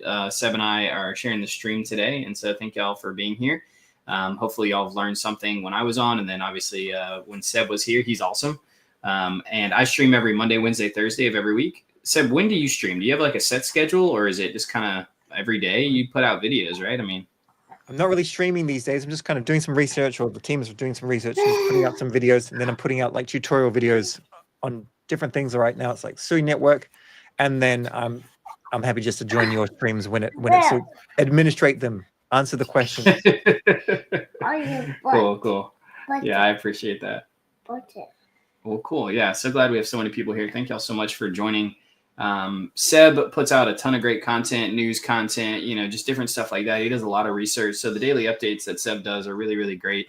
Really appreciate him. He's also just a really good guy. He's a good friend to me, and he's helped me with, setting up different stuff. And so just a really solid guy overall. Y'all go follow him if you haven't already, and check out his stuff daily. I've been watching Seb for a little while before we actually ever connected. I'm glad that we did. So, but yeah, I do live DLMMing. We look at different stuff like the market and kind of what's going on, big airdrops, stuff like that. So hope y'all can come back and check us out more. Pengu's doing well, man. I mean, you can see the volume on it has dipped down a little bit. I remember earlier when we were looking at the 1 minute volume, it was at like 4 or 5 mil. And now it's at like 1.6, but that's okay because like the volume is going to dip down over time, right? Like a new coin. But the fact that it's staying so stable and doing well and like moving up and down just like within a pretty tight range is actually really good. If you felt super confident, you could tighten your range, right? You could go to like an 80 bin or a 50 bin. I like the 100 bin. It's going to be a little less in fees than if you tighten it, but it just gives a little bit more room for error. If it does end up moving up higher, you have more room to earn more. And if it ends up moving lower, then you have, a little bit less in permanent loss than you would otherwise. So, I mean, overall, I really, really like it. I'm earning, around 40%. And so that's pretty solid. Really liking it. Stream launched today as well, but I'm like, is it even live? Like it has like almost no volume, which is just crazy. It went out to way less people. So obviously like there's not as many tokens circulating right now, which makes me really bullish on it over the long term. I'm just really, really surprised. I have it and I'm going to be like claiming and staking it. And then so it'll be like vested over time. I also bought in early to it, which you can see here. I can claim it as it's like vested and over the 22 days. So we'll see. I like Streamflow as a platform. It's a fantastic platform. Yeah, it is. But I don't Mommy's here. I don't feel that they did enough marketing to kind of make it interesting to even be aware of their token, to be perfectly honest. Yeah. And I wanted to do a podcast with him, but it didn't happen. And now they can't get attention today, right? No one can get attention other than Pengu. Yeah. And I put out a post about that. I actually had a few different people message underneath the post that I put out. I said that I think that Pengu is overshadowing Stream. And I had some people say like they thought that was silly because they see stream all over the place. But honestly, compared to Pengu, like it was barely being talked about at all. And so I think that it's bullish over the long term. I really like stream. I think it goes up in value. I think it will surprise people how well it does, but we'll have to see. Hey, give me one more second. Mommy's here. Mommy's here. Okay. Hey, I'll be right back. I won't be long, but I'll just be a moment. So I'll be right back. Sounds good. Alrighty. So this is a question when Tokenguy gets back, but I'll see if I can answer it now. Just from what he did earlier. So how do you actively tend to rebalance change pools? Notice other fee printer streams are constantly hopping between pools and changing the volatility strategy. So in the first part of the stream, this is what Meteora was happening on Meteora. They just weren't printing. There was nothing, no fee generation. So he started with the 5% pool, 5% 200 bin, I believe, and then moved that to, I'll share my screen just so it's kind of obvious. He moved that to, we'll come back to the DLMs, sorry. And we'll show them all. So started with 5% and maybe it was 250. And the reason why you started like 5% is you want to be greedy. You want to try and think, okay, people are just going to accept whatever slippages and it can print. You have to kind of ignore this a little bit because this is like, it's not like live. It's over the past little bit of time. This wasn't generating enough fees, and that's because there was too much liquidity in other pools. So then he moved it down to, I think, the 2%, maybe something like that. So he did mention it's a trial and error. You withdraw, you go to 2%. Withdraw again, went to 1%. And then that's kind of how it happens. When he was doing the Magic Eden stream, he said, I'm entering 5 at whatever. And the issue is when you're live streaming, you don't have time to look at a million different things. You're looking at questions and all these sort of things. And there's a lot of questions coming through. And so he went into 5% with, 20,000 or something. I went into 2% because I wasn't streaming at with 14 SOL. And within 15 minutes or so, that flicked into 18 SOL. So I chose the right pool. Even though I saw what he was doing, I thought I had seen that there was too much other liquidity. I sent him a message, but he didn't see it, and I went to something else. So you move to where things are treating you the best. That's where you go, and that's right now what's happening with my pools. I've gone and moved them. I'm down a little bit, but this is the nature of the game. This is generating far more fees in this particular pool, but I'm hoping we continue just to come up and down, up and down, up and down, up and down. And yes, I'm going to have divergence loss, but I'm hoping that this offsets the divergence loss. And that's essentially what that is. Hope that helps with the question. And now I'll go through many other questions. All right. Do you think it sells near entry? It's holding pretty well.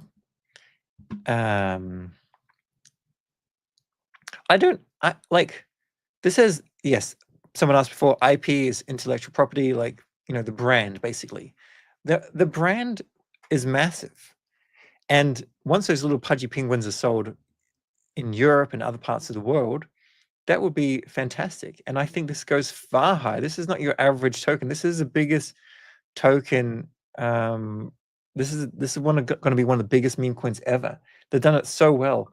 So I don't think it's going to go down to 5 cents.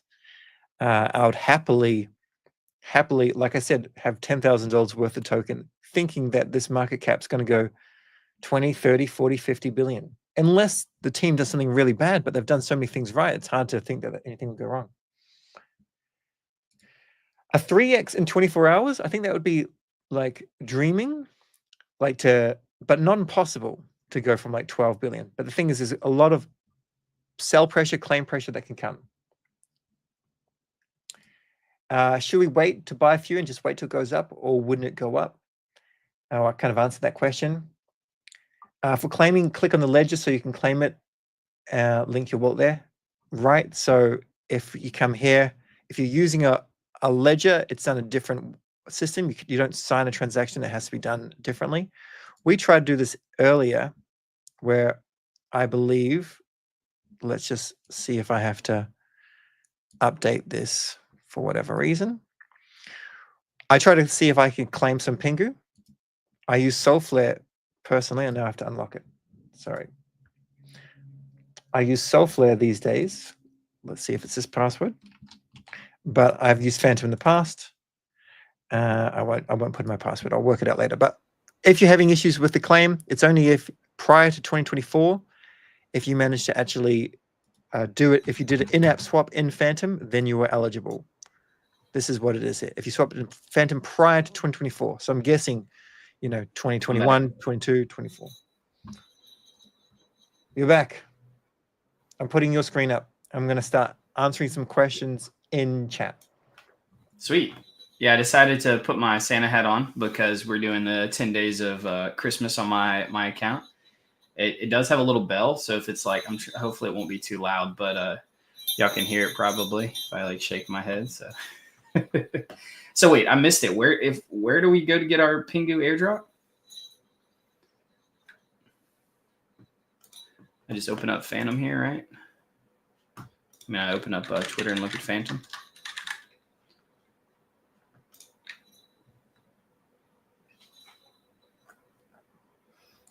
Claim is live. You swapped in Phantom prior to 20 eligible. Here's how you claim your tokens. Stay safe. We're rolling out the banners to use and qualify the official claim page. Join the huddle. You can also access the official on-off in the Phantom Explorer. Okay. So I can just go to the Phantom Explorer. Okay. Let's do that. Yeah, PENGU's looking really strong, man. I mean, it moved up just a little bit. It's holding really, really strong. I mean, we're earning, let's see where we're at now. The fees, we're earning around 31%, which is really, really good. So we'll just continue to hold it and earn fees. We've already earned over $100. I mean, it's fairly stable, but like I said, the volume on has died down a little bit, but even with the volume dying down a little bit, it's still doing really, really good. Oh, here it is. You're eligible for 1,837 tokens. Is that a lot? I got 6,000, but this is an old wallet. OG Sol. Mine's an old wallet. It didn't pop up in here for me, but I just imported this because I moved to Solflare. But well done to Phantom users, of course. And you had to qualify, you had to do an in-app swap prior to 2024. And then you come here, you click on this, you connected, and I got 6,000. So I'm going to have a look and that's see really what good. 6,000. That's like $3,000 at the current price, right? I mean, no, is it? No, I think it's like $600.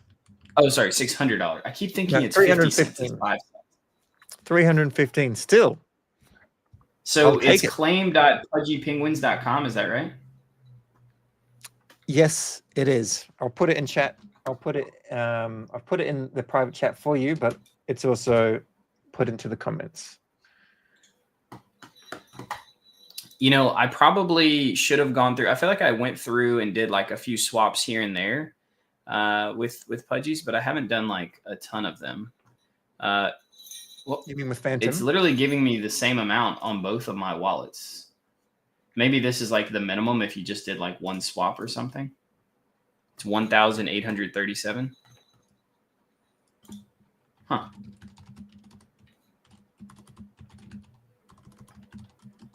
I have a bunch of wallets though, so I'll need to go through and look at a bunch of these and see. Oh yeah, this wallet's available for 1837. What about this one? That one's 1837. Is it like it's counting all my wallets together, or is it? I'm not sure. Maybe that's why. I'm not sure. We can't see your screen, by the way, but that's I mean, we can see your screen, but we can't see your wallet. That's good. Yeah. I mean, it doesn't really matter, but yeah, that's fine.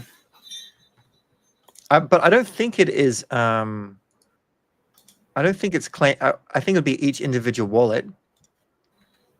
I would think so too. It's weird that they all get the exact same amount, 1,837. Is anybody else getting that amount? Is that like a standard amount that everybody's seeing?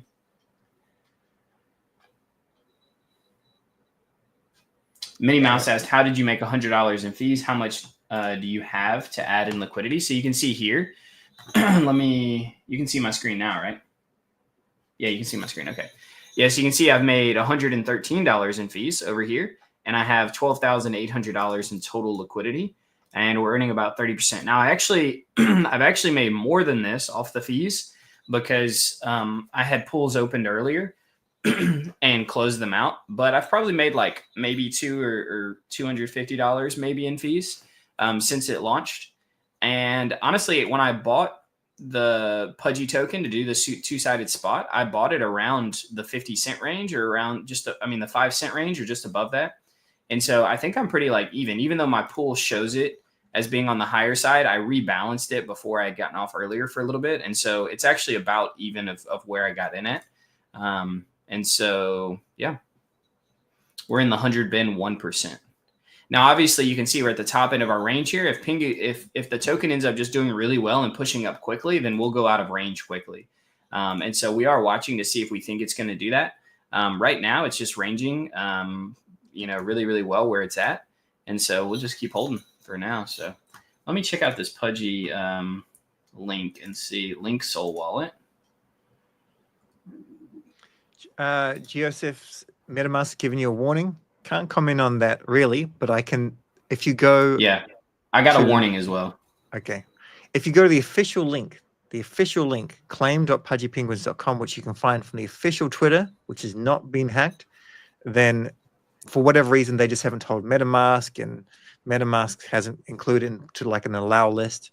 Everyone's trying to be more vigilant to protect their users, which is, of course, a good thing. But yeah, so you should be fine. Oh, I actually have 5,942. I have even more. It says OG Sol user. So in the actual Phantom app, it said that 18 whatever. But on the actual site, it says it gives me more. Nice.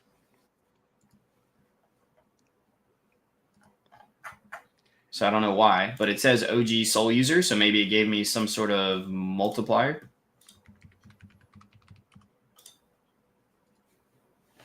I have to go check a whole lot of wallets. Let me check. This could pay for Christmas. I have, this is some random, this is poor wallet management, but I have over 100 wallets, which I've used for different tutorial videos and whatnot. And this is, since 2021, so for a long time. For context, I used to work like with Phantom. So like 3 co-founders and myself. I just made a whole lot of tutorials. And one thing I would say is don't go for 100 wallets, but you probably want to use your wallet, 5 to 10 wallets on Solana for different things, because, you can end up getting a little bit of an airdrop. And this would have been a simple thing as, I'm not sure if anything qualifies if it was done in 2024, but if you swapped a few times with 5 different wallets, 10 different wallets, you would have done well. And I do actually encourage that people use, Solflare in-app swap, Phantom in-app swap, even though there's a fee, use it for the smaller swaps. Don't go and swap $2,000, but like the smaller swaps, this is a free wallet. It's good to pay the team. They have good engineers, etc. And you want to look after the team. And then you end up getting rewarded like this. So it's juicy. Yeah. Yeah, I have a Ledger as well wallet that I forgot that I think I have some on, and I'm trying to claim it, but I'm having some trouble. It just keeps it before it even allows me to sign on my Ledger. It's like gives me this error. Let's see if this works. And I have seen the MetaMask phishing detection. I'm just gonna paste it. I'm just gonna show you my screen for just 1 second. Yes, I saw this as well when I've just tried on another browser, and this is annoying of MetaMask. However, it's fine. It is just a random pop-up due to poor planning from MetaMask, I guess. I'm connecting, signing messages. That is not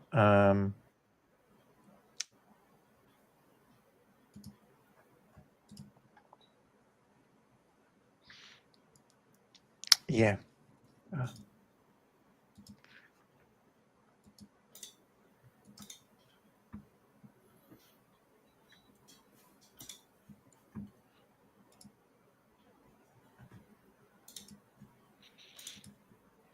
Yeah, I'm having trouble connecting with my Ledger. I'll have to figure that out. Okay. So are you selling your airdrop or are you going to hold it? No, I don't think so. Like, I mean, maybe we could talk about this because a lot of people are asking. Yeah. Sorry, Sleep Rusted, don't ask for donations.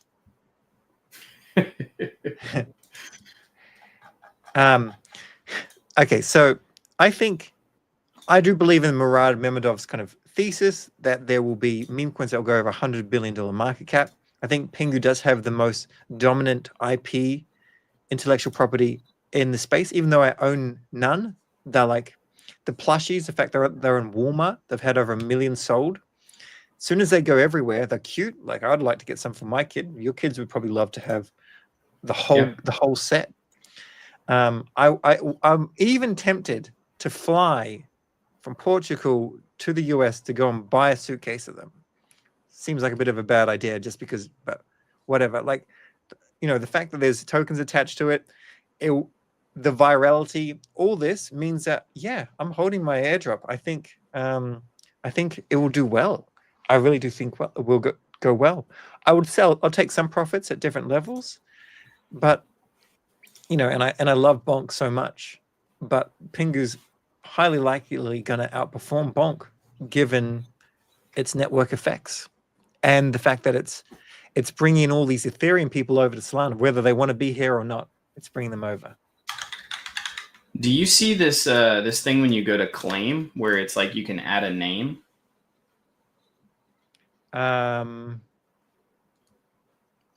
So when you go, you can name name your wallet. Yeah, you see this? You're not. So when I go to claim it, it says want more future airdrops. Be aware that this will create a publicly available connection between your wallets. Not ready? Skip it.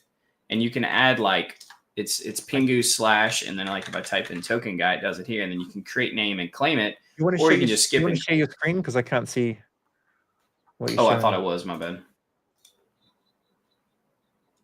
Oh yeah, I am sharing screen. I just need to add it. I hadn't added it yet. When do you sell? Whenever you want.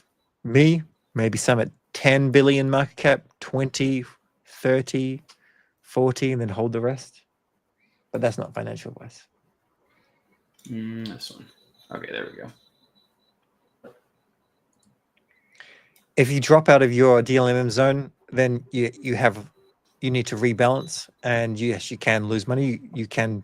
The market may not have gone in your perfect way, but yeah, sometimes I find in my personal belief, like, if you're winning like 60 or 70% of your DLMMs, then you're making money. It's not about making money on every single one. For me personally, Tokenguy may have a higher success rate. No, I agree. I mean, that's the goal. Like anything over 50%, right? Like if you just win more than you lose, essentially. But even and also like the big part of that is winning more, but also it's winning bigger, right? So like whenever I do well, I usually do really well.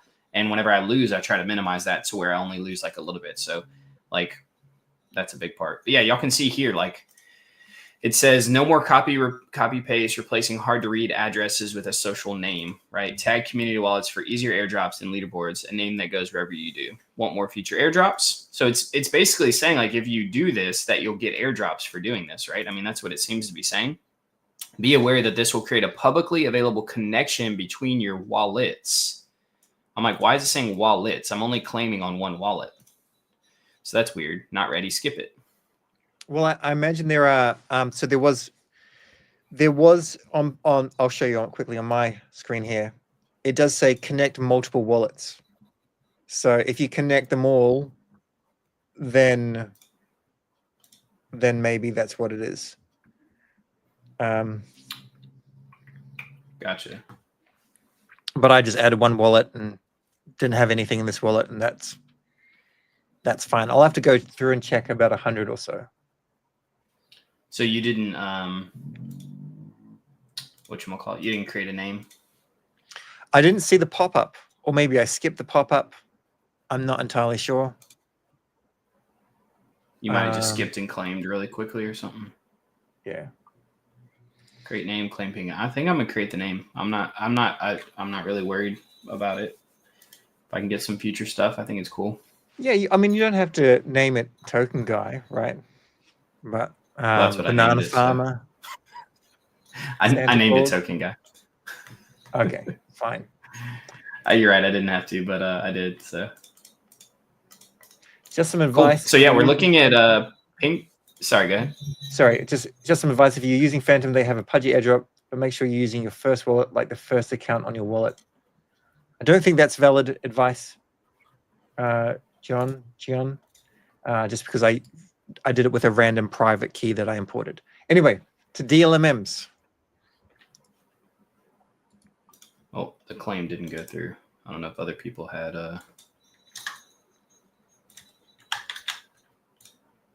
I wonder if the name's taken. If it's like.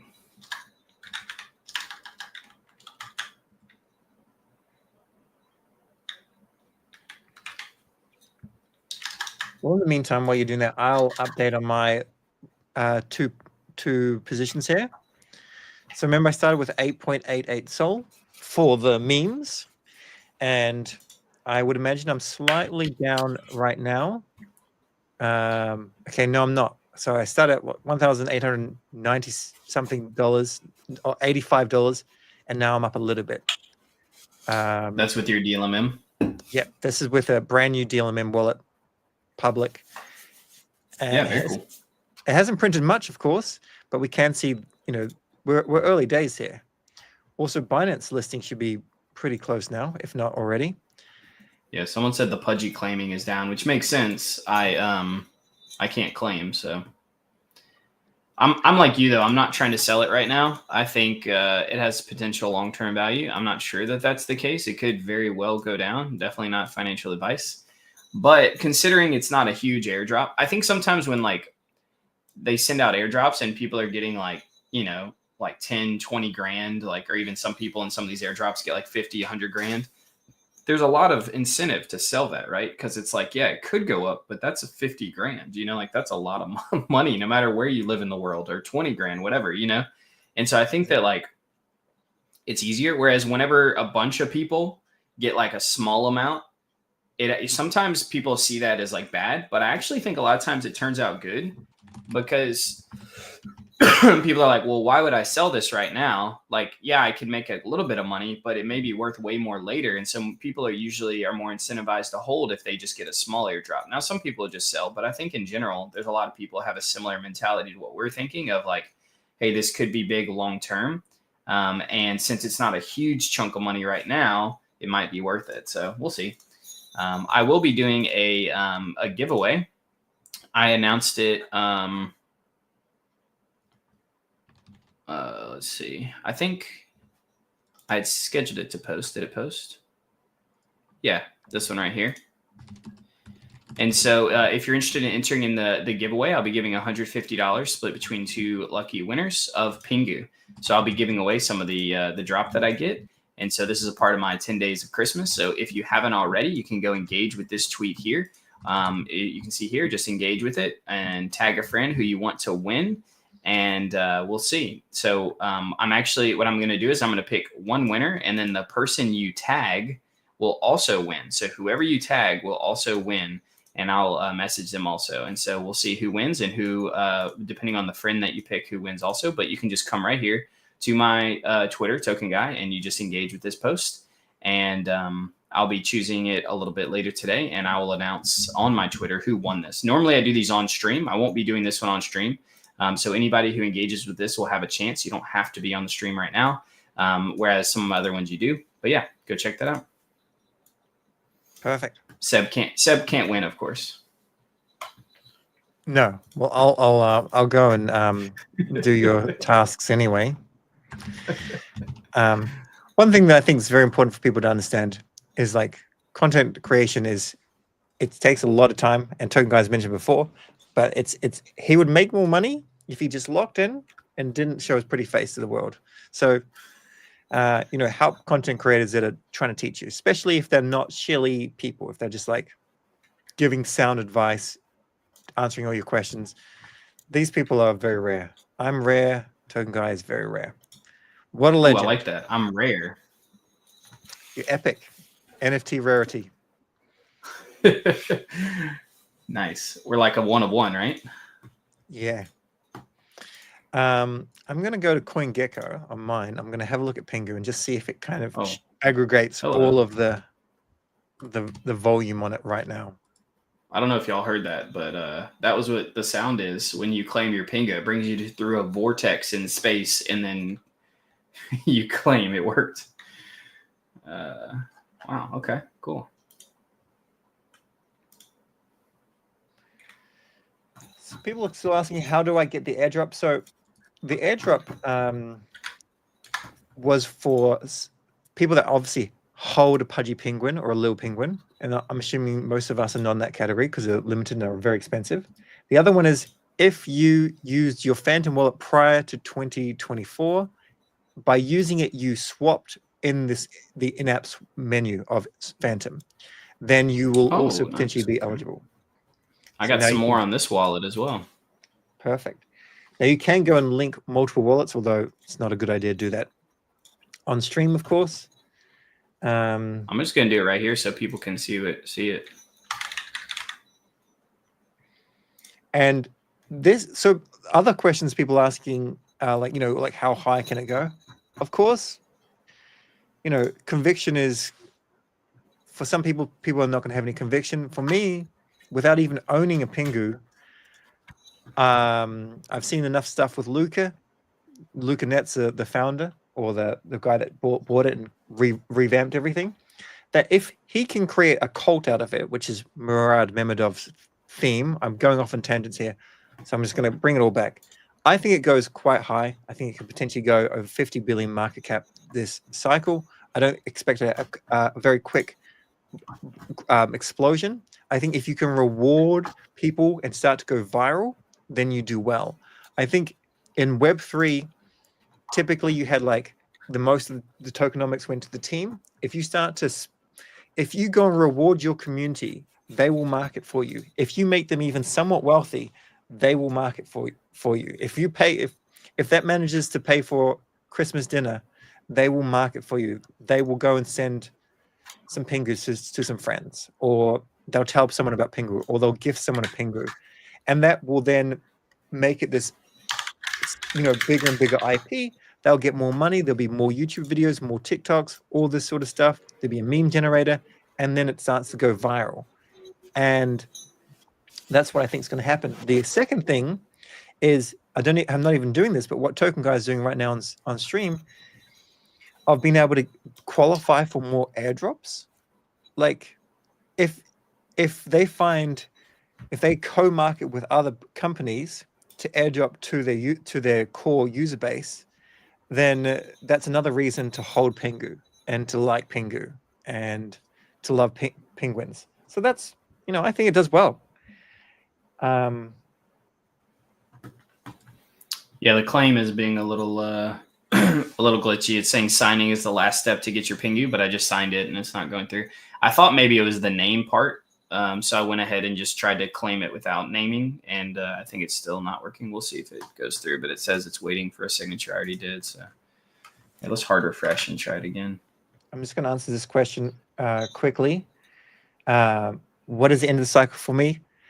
It's too early to tell, but like maybe October to December, but then it could go into 2026. So it could be 2025 end or 2026. What exchange is the best to buy Pengu? Normally the best place to buy it would be, in my opinion, on-chain with Jupiter. Like Jupe will go and find the best pool. That's for most people. If you're trying to tell a friend who's not ready to get off a centralized exchange yet, then if you go to CoinGecko and you look at Pudgy penguins and you come down the bottom, you can see where most of the trading volume is. And it just depends on your country, right? It's not even listed on Coinbase, which is strange, but Binance, OKX, they're probably going to be Bybit. They're your biggest ones right here. Other ones that I like, which probably not here yet, but Kraken, they'll probably be there soon. But I would say Binance for most people.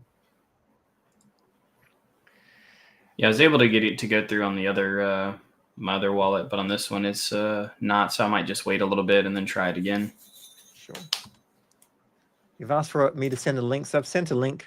But generally, like, everyone should know what CoinGecko is or CoinMarketCap. Put them into your bookmarks.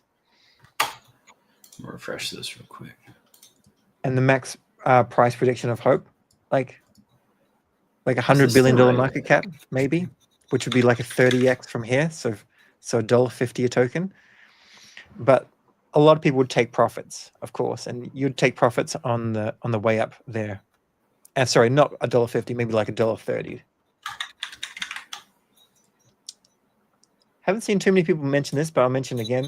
Top 10% holds 9% of tokens. One wallet holds 42%. It's an airdrop. It's been dispersed. There's going to be over 1 million tokens that hold this. This is normal. This is not your normal token that's created. This is a $1 billion. Yeah, this isn't a pump fund token. So I know that like people have gotten used to pump fund tokens and like seeing the top 10% and like all these different numbers and being used to that and thinking, oh, this is a scam or not or whatever. But on this is completely different. This isn't launched on pump fund. It's tokens before pump fund existed, before these launch sites existed for coins. Coins would just have to be launched normally through the blockchain, setting them up and manually distributing out stuff before and setting up LPs. And it didn't just automatically happen like it does on pump fund. And so it's normal that the top 10% will hold 90% of the tokens because the top few wallets are going to hold almost all the tokens because that's where the team wallet is. That's going to be where the distribution wallet is. That's going to be where the marketing wallet is, what the LP wallet is, all that kind of stuff. So that's all totally normal. Perfect. I want to just point out this one thing, and then we can have a look at the pools again or whatever it is you want to talk about. 100 billion, there's no way. Chill. This is like, these are the upper kind of limits. It's definitely not a huge possibility, but it is actually possible. And the reason is meme coins are like a way for Zoomers and millennials and people that don't have a whole lot of assets to potentially make it. They understand meme culture better than all the other generations that hold all the significant amount of wealth. Gen Xers hold a decent amount. Baby boomers have the largest concentration of wealth. And, a house is like $1 million these days. People are earning like 100,000. How are they going to be able to do that? And 100,000 is probably good money as well. So that's why, bookmark this, save this clip and see what it gets to. It probably get something pretty close. You want to talk about Stream now, sir? Yeah, I'm trying to look into it a little bit. The liquidity and volume on it is like crazy low, which is, yeah, I'm not sure what I think about it. I'm trying to figure out, like, I mean, obviously there's a ton of attention around PENGU. And so like, it makes sense that a lot of it is here, which the price of PENGU has dipped down a little bit, but we've seen it come to these levels before and then move back out. So let me see if I can. I think Streamflow is one of the best dApps out there for transparency. And if people don't know what it is, it allows you to lock tokens and have them vested.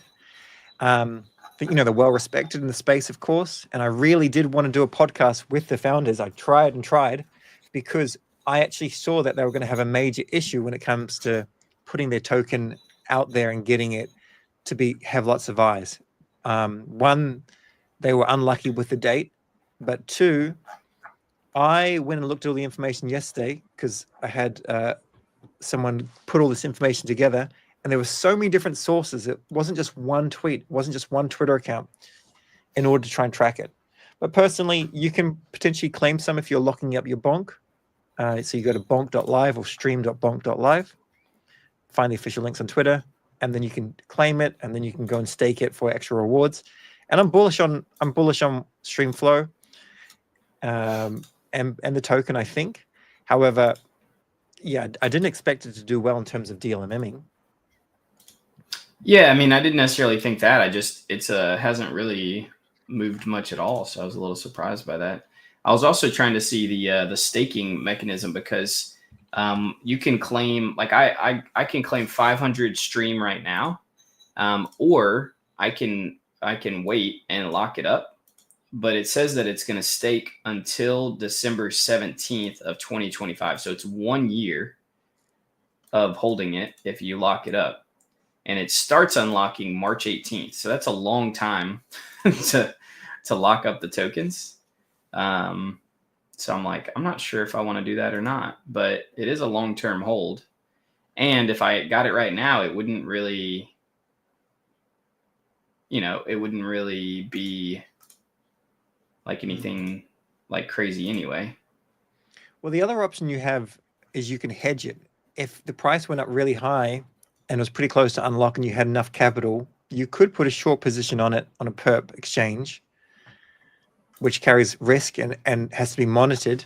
And then once you can, get the claim, then fine. However, in general, from previous cycles experience, locking something for a huge amount of time is not the wisest decision. From my experience, a lot of people I've seen put this sort of stuff out. But if you wanted to lock up some of it, sure, it would be good. It would be great for the Stream token to do really well, for a lot of people to use the Stream platform. But I'm unsure. I really want to do this podcast because I just found that if I can't find all the information really quickly, then most people are going to have a little bit of difficulty because I'm just doing this full time. Right. Did you want how bullish were you? Did you want to say how much you put into the Alpha Vault? Yeah, I put in. Well, the interesting thing is that whenever you come here, you can actually see that the Alpha Vault was filled 468%. So I forget what the total amount of USDC was, but it was like multi-millions. I don't remember exactly. Oh, here you go. TVL 2.34 million. And so now I think it was maybe it's just 1 million. I can't remember, but it was a bunch of USDC and the vault needed to be filled 100%. And basically you vest over 22 days. So like locking for a year doesn't sound great to me, but locking over 22 days, if we look at Hyper and how well it's done over the last few weeks, I kind of think that Stream could do a similar thing as Hyper. And so that's why I was like, I don't mind doing that over 22 days. I also got in at a price of 17 cents.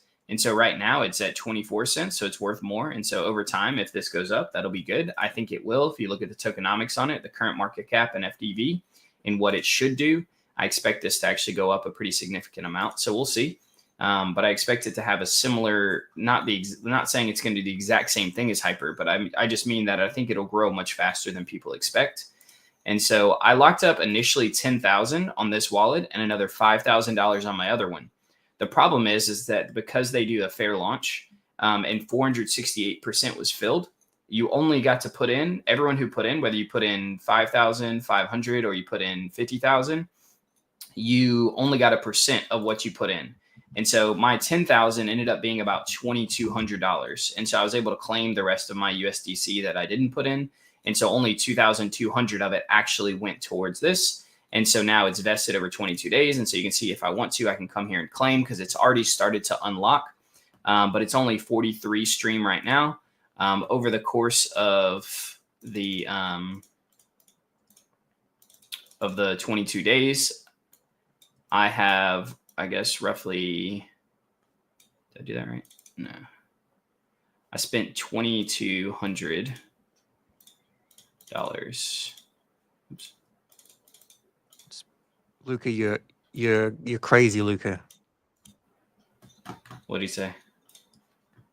We're about to get hooked to ×2.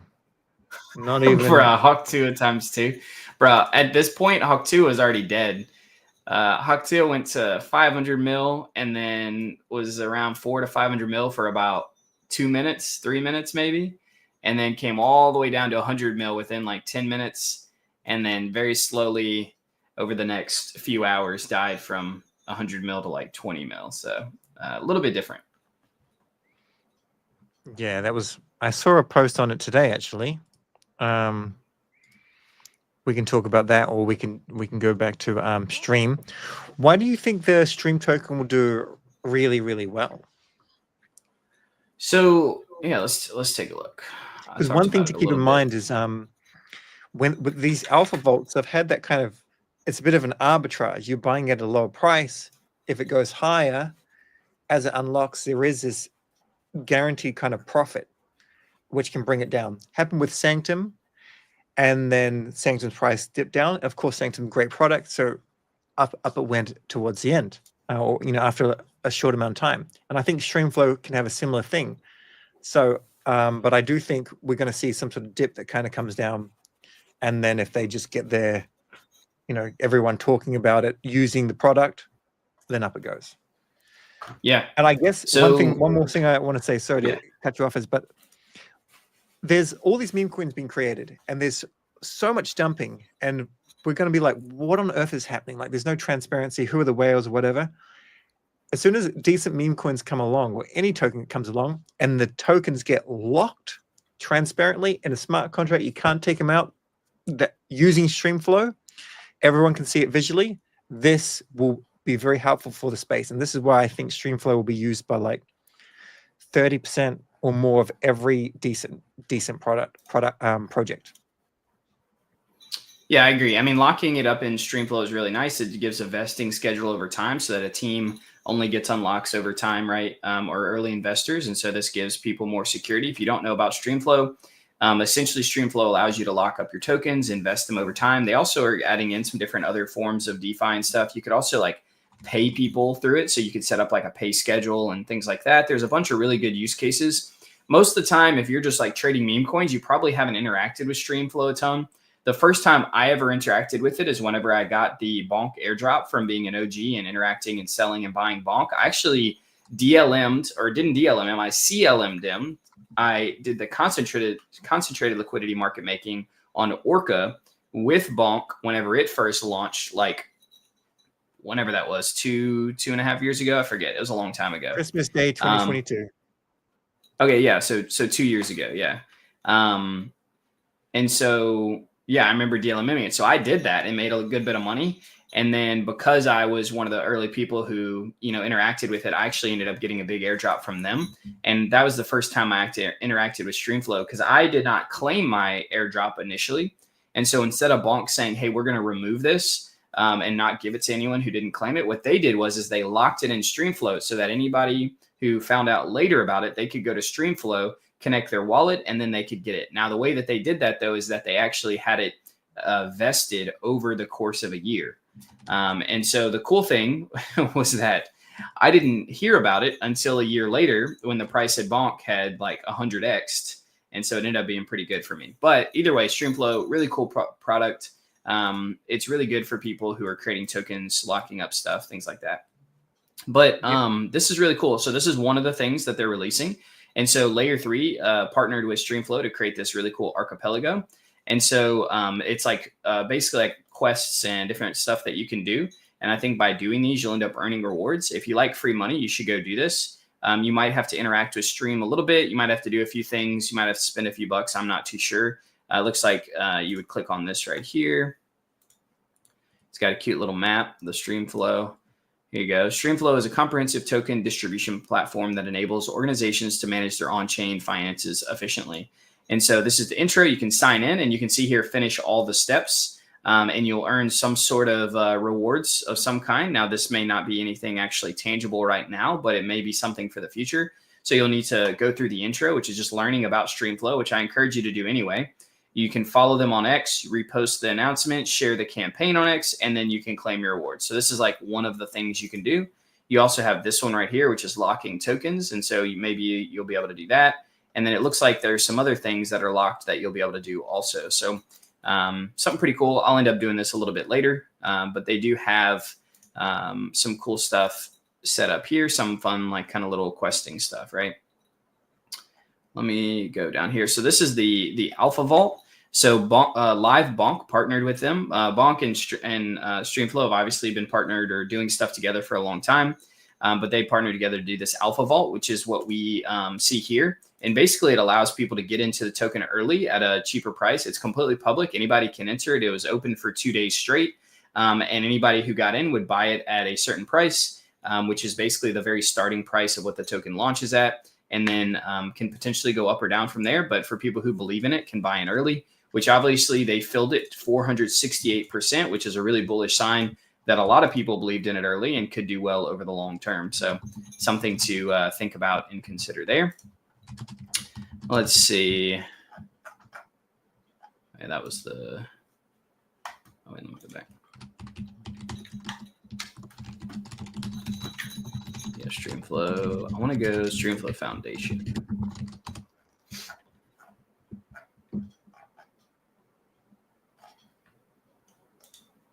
This is KuCoin's card. It's trading live on KuCoin. They talk about it there.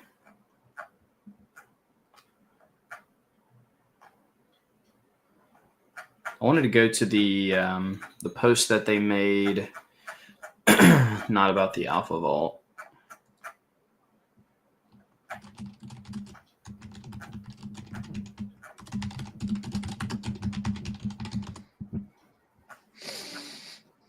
While you're finding that post, I'll answer a couple more questions here. So quickly, just Mashukimoto talking about games being on .myth. I don't think that's necessarily the case, but if you've done your research, fantastic. Polkadot's not really a thriving ecosystem, not yet anyway. And if you're trying to claim your Pengu, it keeps failing too many people at once. Yeah, that would be the case. Also need to make sure that you probably have at least $1 in Sol for gas. The Pengu team said $10 is sold in gas. That's way too much, but you can, it's always better to have a little bit more. And I don't really know what this means. Not all tokens are going to go immediately up. Like, we're here to try and print fees. However, we found there's such a huge amount of liquidity and so many options. It's not as lucrative as Magic Eden, but it could still return 40 to 70% in one day. And as much as, like, we get kind of immune to having good returns, we want to see a 10x immediately. I mean, 40% or 70% in one day is still massive. What else are we asking here? Yeah, I mean, I've seen a few of these accounts on here making like kind of bizarre comments about it, like going to zero and stuff like that. I don't know. I think it's just a bunch of people trolling or saying it's a scam or whatever. Maybe they're just trying to get a better entry because they think it's going to go up. I have no idea, but either way, it's pretty funny listening to it and seeing what people are saying, because he's saying there's only a 5% circulating supply for people, but it's actually way more than that, because there's a huge chunk in the liquidity pool. But if you don't understand the simple ideas of tokenomics or anything like that, then you probably don't understand that. But there is a $17.5 million in liquidity. And so there is this much worth of Pengu that's actually in the liquidity pool for people to be able to buy. So there's a ton of Pengu. I could look it up. I don't feel like doing it right now. It's not worth it. But there's a ton of Pengu that's available for people to buy and sell and trade, way more than 5%. So done. Nicely said. Yeah, I don't think these people are necessarily trolling when they say this sort of thing. I think this is we're getting more people in the space that know that we're just. I mean, this is good. This is actually a good sign. This means, in my opinion, that more people are coming in. They're getting interested by this kind of stuff, but they haven't learned the basics yet. Yeah. And so, I mean, if you're happy you sold it, fine. If you got an airdrop from Phantom and sold it, fine. If you're here in 2023 and got an airdrop from Phantom and then sold it and then still have that viewpoint, then I personally believe, in a respectful way, you need to do some more learning. Do I have any thoughts on the Bonkmas airdrop? No, but as soon as I have any information on that, I will, of course, I'll share it for sure. And all these questions like, should I sell my Pengu? If you're asking for other people to reply in the chat, fine, they can reply. The price is dipping down though, so Tokenguy is probably going to lead into this. There is a lot of claim pressure, but I think the token's going to do well overall. So with the price falling down now, what are you? What kind of range? What are you thinking? Yeah, I mean, so you can see I drew that line down there before. Let's see here. Let me go to a 5-minute chart and.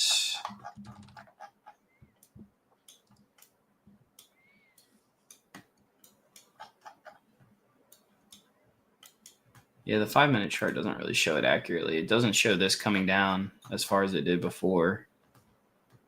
Let me refresh this. Yeah, I mean, it's dipping down. It's fine. It goes up and down, right? Like, this is normal price action, so I don't really think anything too much of it. I'm not sure why the chart's showing all funky like this, but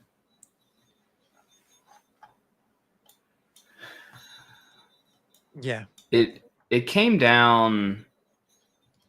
Oh yeah, to here a little bit earlier. That's fine. Okay. Yeah, it's not showing all the same price action it was showing before.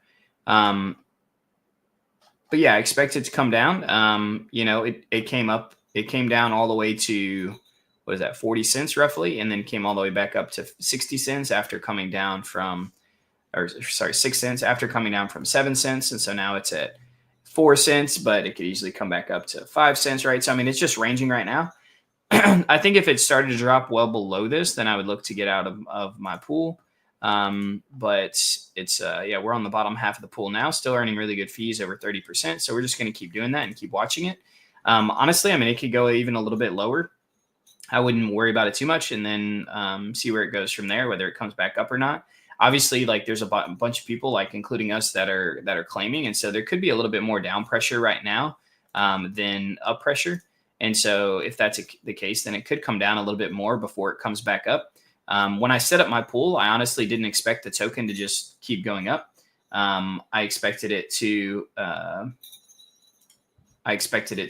go down first before coming back up. So whether it keeps going down, I'm not too sure. But this guy is saying you're not even trading the right token. PENGU is 5 cents, the real one. Yeah, that's what we're looking at. This one's at 4 cents. But yeah, this is the exact CA. There's going to be people who are in chat who don't know what they're talking about, or maybe they're trying to get you to buy a different coin. But this is the correct. Yeah, real PG. If you look in the top left of my screen, you can see that the CA that I have posted is that one. Yeah. So this is the correct one. It was posted, and we pulled the contract address from that, or the token address, sorry. And so that's the one that we're using. So anyway, don't listen or follow any contract addresses, or sorry, token addresses, or anything else that's in the chat.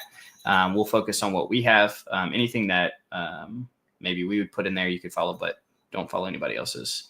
But yeah, we're continuing to watch it here. I guess I was on the 1 second chart before. I didn't realize. I thought I was on the 1 minute, but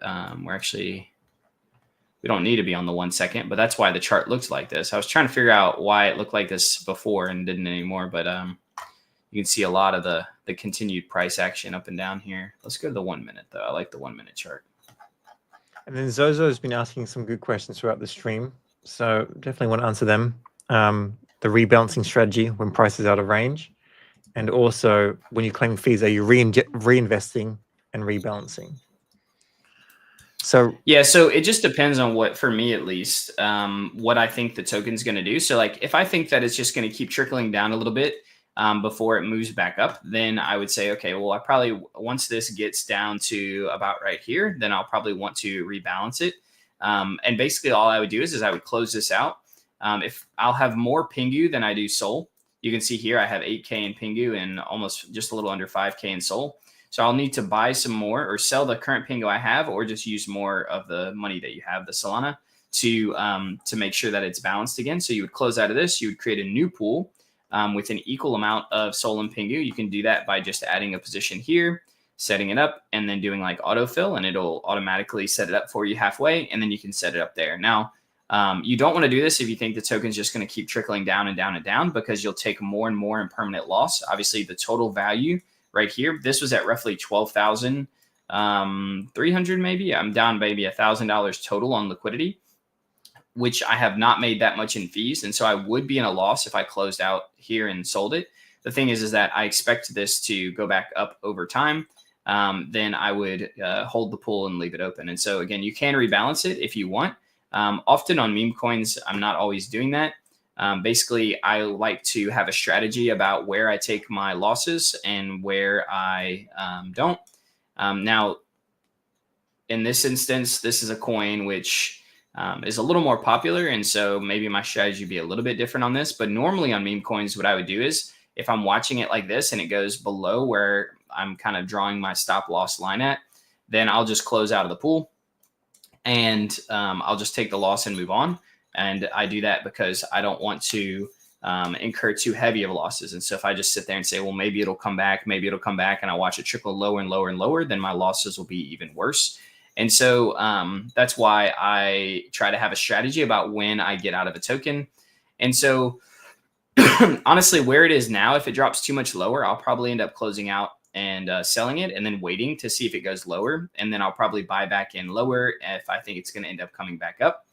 So I probably would not, personally, I would not rebalance if it goes too low now.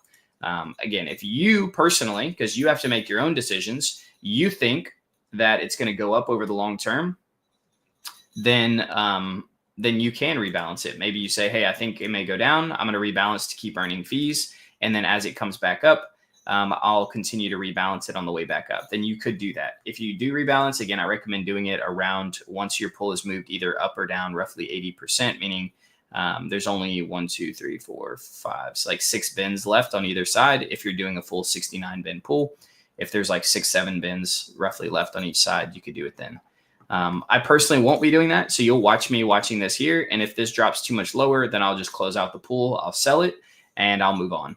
If it doesn't and it continues to fight back up, then we'll keep holding it and earning fees. Perfect. I'm going to quickly share my screen. I'm going to address this one more time. Check distribution, only 5% for traders. Are you dumb?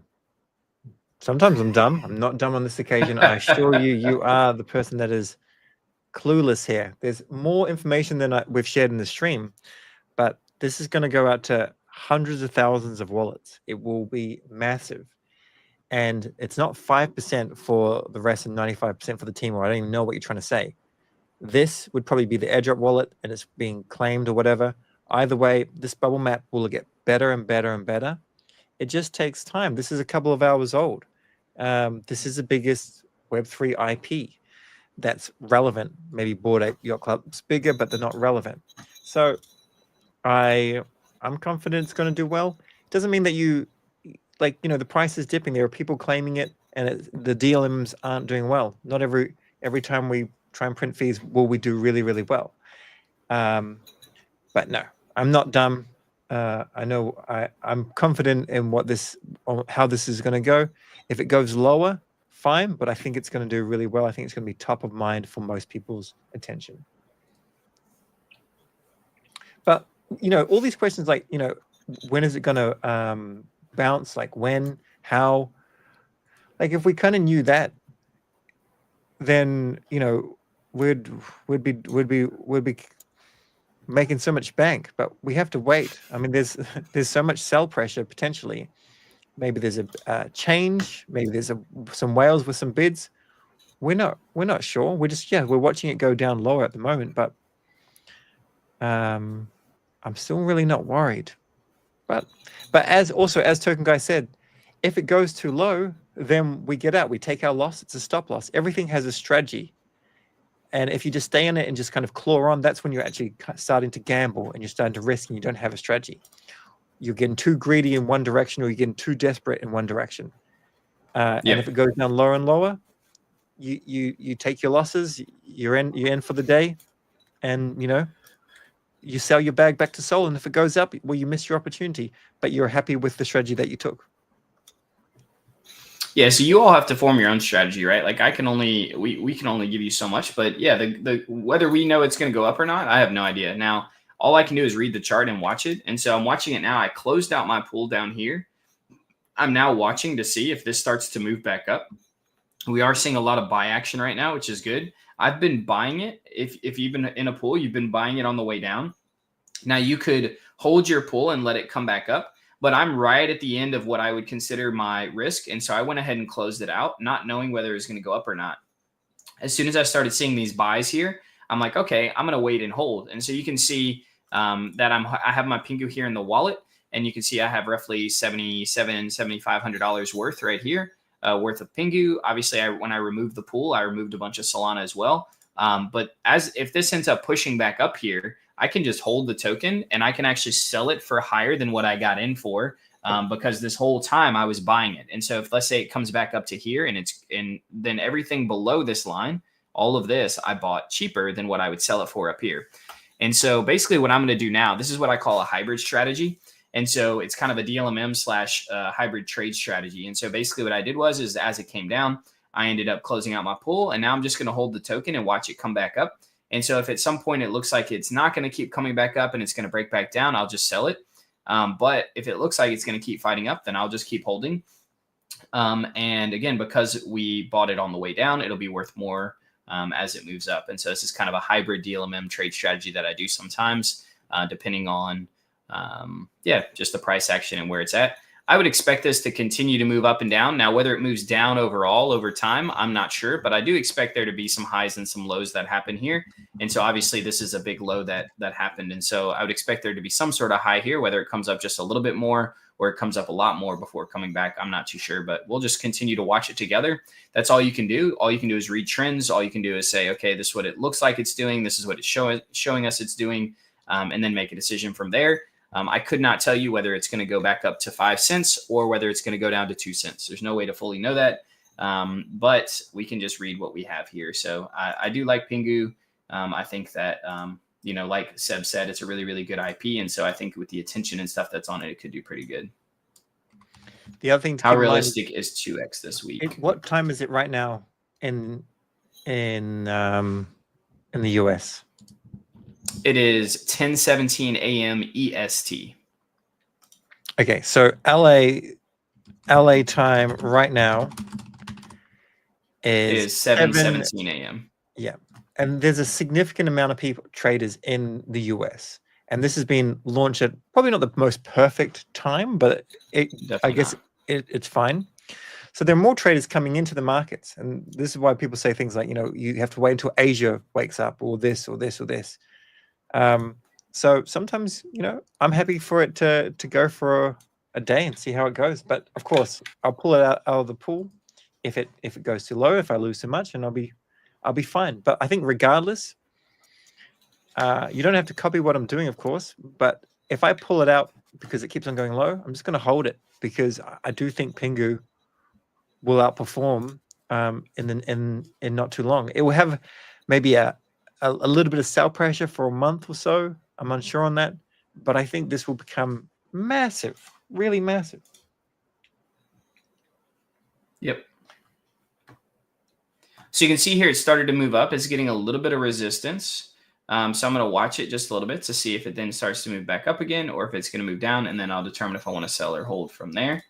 I'm also checking out Stream on my other monitor. I want to pull up. I want to make sure I get the right. I claimed some of the Stream, and so I have the right address here, and I want to make sure that I get the right one, because there's a bunch of fake coins and stuff today. So this is the one here. This says it has 0 liquidity, and so I guess what I'm curious of is, like, they technically have launched this thing, but are they planning to add liquidity later? You know, I'm trying to figure out what they're doing. Well, Stream, it has liquidity. I saw there was a Meteor pool with a decent amount of liquidity. $935,000 worth of TVL. It's all the way down at 0.3%, so it's a really low bin. Yeah, because there's not much price action going on.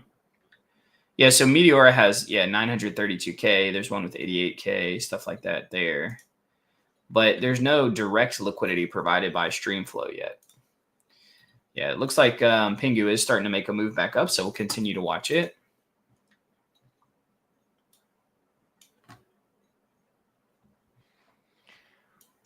While things are a little bit quiet now, I think this could be a good time to give like your top tips for Meteor DLMMing.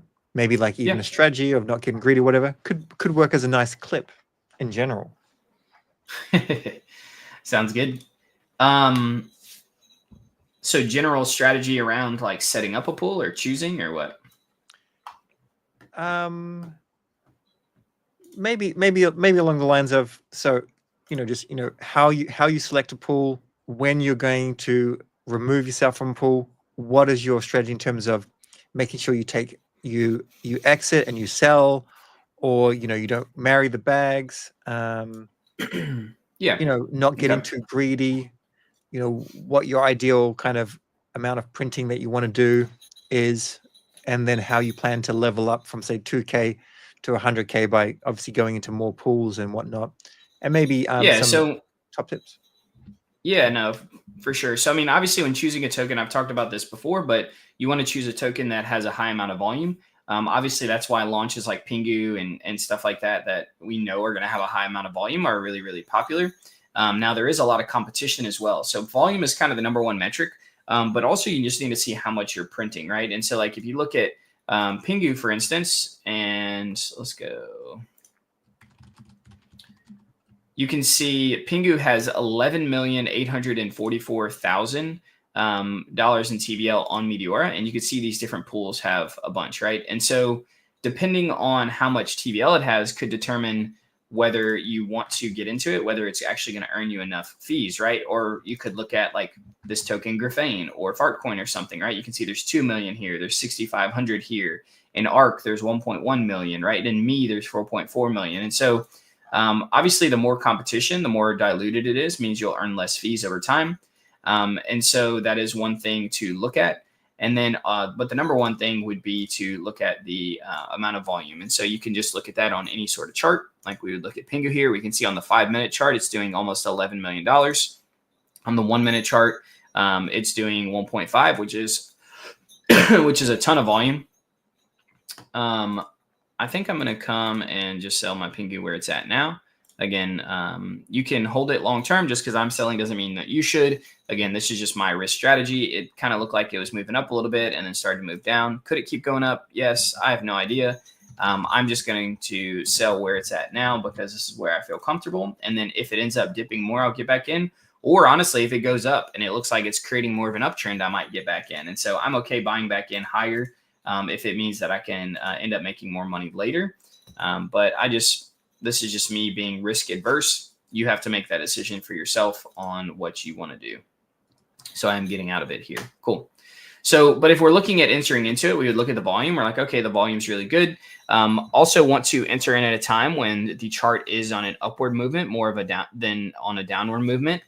You can get into a coin using like a one-sided Sol bid ask. If it's moving down, you usually do that if you expect it to come back up. You obviously wouldn't want to get into a one-sided bid ask pool that you expect to only keep going down because you would lose money as you buy the token. And so what we would look for here is for this to start to move up and create higher highs and higher lows, meaning this is a high here, this is a low here. And so if this low comes lower than that one, obviously that is now creating a downtrend, not an uptrend. But if the low is higher than that low and the high ends up there being another high, like this bounces up here and it continues to do that, it creates an uptrend. So I'd look for that. And as it starts to continue to move up to a good spot, then I would get into the token. Now that's where I would get into the token at. I would then go in here, set up a pool. Again, if I'm just buying the token and getting into it on an uptrend, I would set up a two-sided spot pool, 50-50. You would just do that like this. And you would do like autofill, and you could just do a 50-50. Now you could do curve or bid ask, but I would recommend spot. And then you just add the liquidity. Depending on the bin step, and the bin step and the fee will be based on the market cap and the volume and things like that. So a new coin right out of the gate, or a coin with a low market cap, you're going to want to have a higher bin step and a higher fee percentage. One that's been around a while, you want to start to lower the fee percentage and tighten the bin step to be able to earn more fees as more competition comes in and as volume dips. And then once you create the pool and you're sitting on it now, you're earning fees and you're like, okay, do I stay in it? Do I get out? In this instance, you just saw me do that, right? So I said, okay, based on the 100 bin that I set up, this line right here is the point at which I want to get out at. Basically, I was looking at it from the top down, and I'm like, if this thing ends up dropping about 10 or 15% down below where I got in at, which is what it did. It went from just below or right around 5 cents to around 4 cents. Once it broke below that 4 cents, I said, which is about 20% drop. I said, okay, that's kind of my limit. Now, could it come back up? Yes, but I'm not worried about that. I'm just watching the chart. It's continuing to move down. It's not showing me any strength of coming back up as of right now in the short moment. And I don't want to hold it long term and have it keep going down. So for me to be risk adverse, again, not saying I know what it's going to do, but just trying to reduce my losses as much as possible. If it does drop below the range in which I draw out, then I say, okay, I'm going to close it out and I'm going to sell it. And so that's the gist of it. I don't worry about what it does after that. I'm going to close it out and sell it. Now, sometimes I will do the hybrid strategy where I'll close it out. And as I'm closing it out, if it does look like it's trying to fight back a little bit, I'll let it fight back and then try to sell it near the top. If I start to see the resistance, which is what we saw, then I sell, which you can see it does look like it's breaking back down again. And so I'm glad I sold there. But yeah, that's kind of what I do. That's how I enter. That's how I exit. The goal is not to win every single time. You will not win every single time. the goal is to try to make as much as you can when a DLMM does well, and to try to reduce as much as you can on your loss whenever it does not do well. So that's the goal. Obviously, we earned fees all throughout here, which helps offset this loss. So even though it came down from 50 cents to 40 cents, down 20%, first of all, we didn't buy it here and just sell it here. So it wasn't a 20% loss. We slowly bought as it came down. And so it ends up being less than a 20% loss. It'll probably end up being closer to a 15%. But then we also earned some fees, which offset that. So it probably ends up being roughly a 10% loss, right? Now you can go to metlex.io and put in your transactions and see. It won't be super accurate for me because I opened and closed the pool like 4 times. And so it's not actually going to fully show that. But that would be roughly what happened here, right? So 10, maybe 15% max loss, which happens. And then whenever I do well, I try to make sure that it's like a 20, 30, 40% profit, sometimes even more, right? Now to enter back into this coin, basically I'm just going to watch it and wait for it to come down, find a point in which it starts to move sideways and then start to break back up. Once it does back up, I'll look for it to create higher highs and higher lows, and then we'll enter back into it. So that's the goal. And that's the gist of, how I get in and out. Cool. And now I've decided, I need to move on with the rest of my day. For sure. So I've decided to exit as well. I'm going to follow your lead. Cool. I'm just still trying to get the transaction to go through. and I have to, and I tell you, there's the amount of, I'm having to spend a lot more on transactions. It's kind of nuts. To get it to go through. Yeah, just in a swap, a dollar is what I've done to try and get this transaction to go through.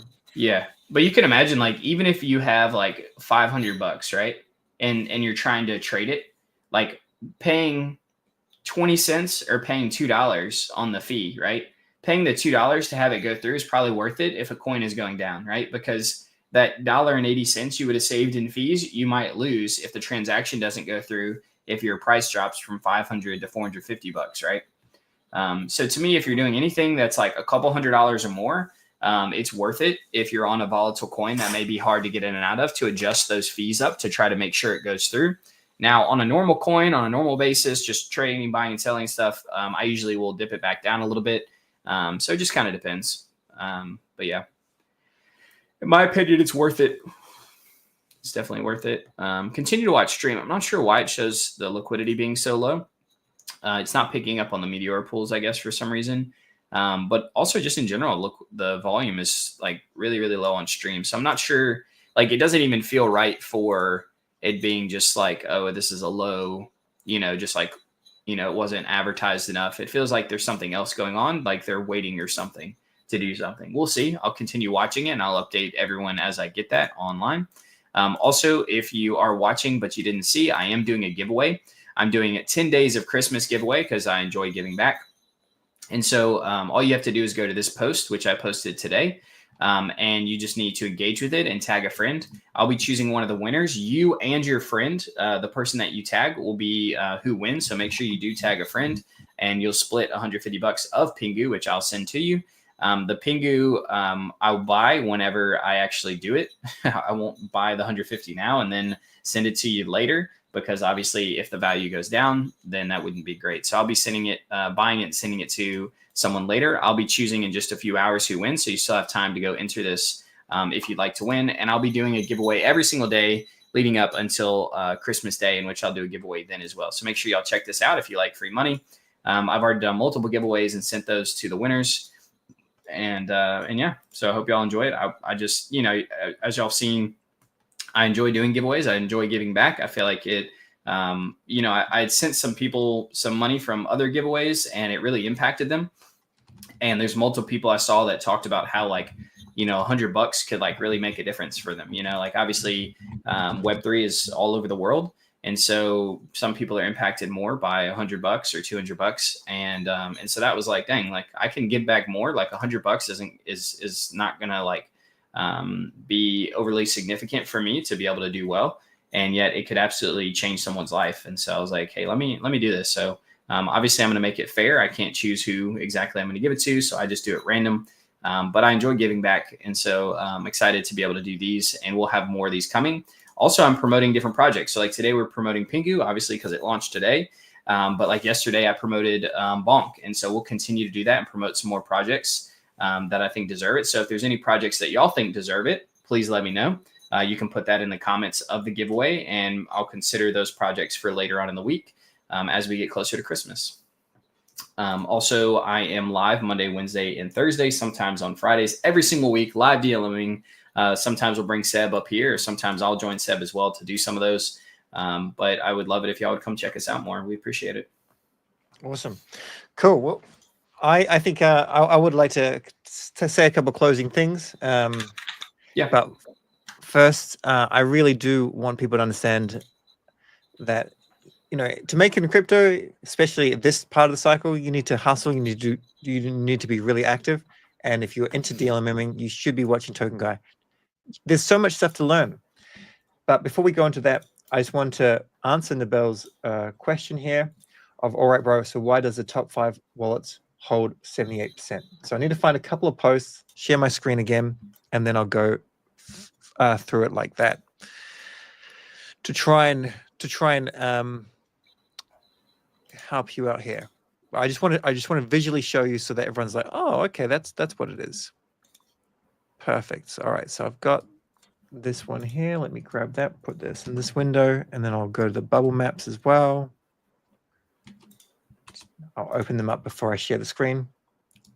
And there's a I mean, there's a lot of people that are willing to learn, but there's a little bit of hate out there as well. But that actually makes me more bullish, and I'll explain why in a second as well. It's going to confuse some people. Let's share the screen. All right. So the first thing people are asking, let's just go here and PENGU. So you're asking a question of, why does the top 5 wallets hold 78%? So the 5th wallet here is Binance. That will be everyone that's basically deposited to Binance, or they've been given market making amount of the tokens or whatever, and that's going to be pretty normal. I don't know what all these are, but one of them is going to be like the main airdrop one distribution, as an example. Yeah, click on the very top one. Can you click on it and go to SolScan?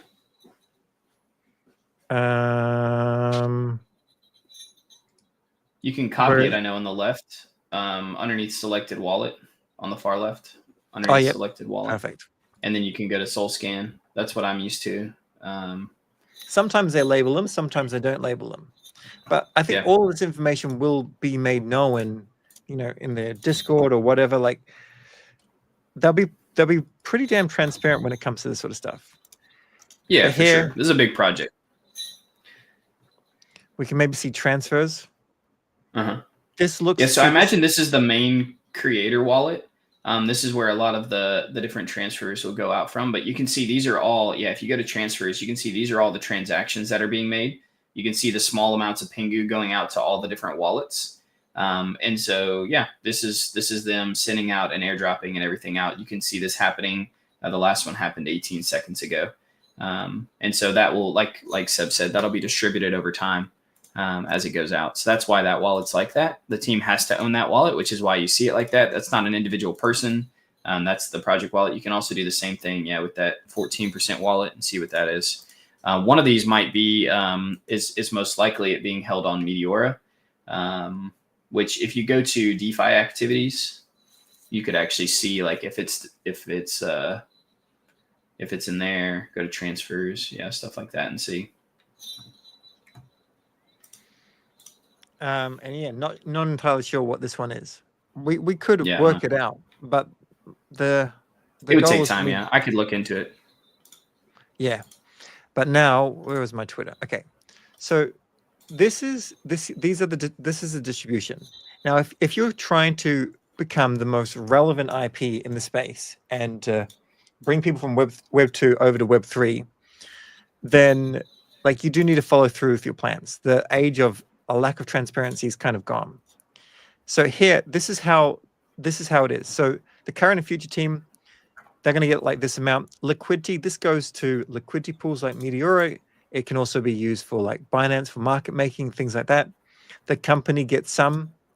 They're going to airdrop to random FTT holders, have like a wallet that's set aside for like, you know, I don't know, public goods, whatever, like grants and whatnot. Marketing over here. The vast majority goes to the Pudgy community and the other communities. Now, all of this is like 50%. And then, so this is pretty common. This is not a pump.fun token, which is why it launched at over a $3 billion market cap. And it's been coming down, and, you know, it's annoying, but it's also fine. That's my major point there. I hope I've explained that well. If you don't like it, I mean, I've mentioned my thesis for it, and Tokenguy has as well, and that's okay. Now, the final thing that I want to say is all this hate that's coming through primarily on YouTube. You can see the YouTube logo. This is actually very bullish because it means there's a lot more new people coming into the space. And the Twitter users, we're not seeing a lot of hate coming from the Twitter users. So there's a lot of people coming through who are they have opinions. They don't know how things are right now, which is fine. You know, some people, I think people are joking when they're saying I've just lost 4,000 or whatever. If you're new to the space, you don't go and ping 4,000 or something. But either way, I think you know, things go up and down. I do think this will become massive and massive. But I did win. I sold some. I sold it at a loss. I'm okay with this. This is basically like trading. As long as you're right the majority of the time, you do well. And that's kind of my thesis. And so in closing, the fact that there's a lot of people upset commenting right now, I think that's bullish. I think there's a lot more people coming in thinking they can make a quick buck, and this sort of stuff takes some time. You win some, you lose some. Overall, you do it well, you win exceptionally well. But that's my kind of that's my thesis. Yep, sounds good. Yeah, and we'll continue to watch. I posted on or commented in the Twitter that I'll keep watching PENGU. It does look like it's got a little bit of sideways action, so we'll continue to watch it. Maybe you see it pull back up. Who knows? But yeah, appreciate you being here, Seb, and thanks for having me on your YouTube as well. And yeah. Pleasure. All right. So should we end the live stream, or anything else you wanted to cover before we finish up? No, I think we're good. I appreciate it. Awesome. Thanks for joining, everybody. We'll end the stream now. Thanks. Have a good one, everyone.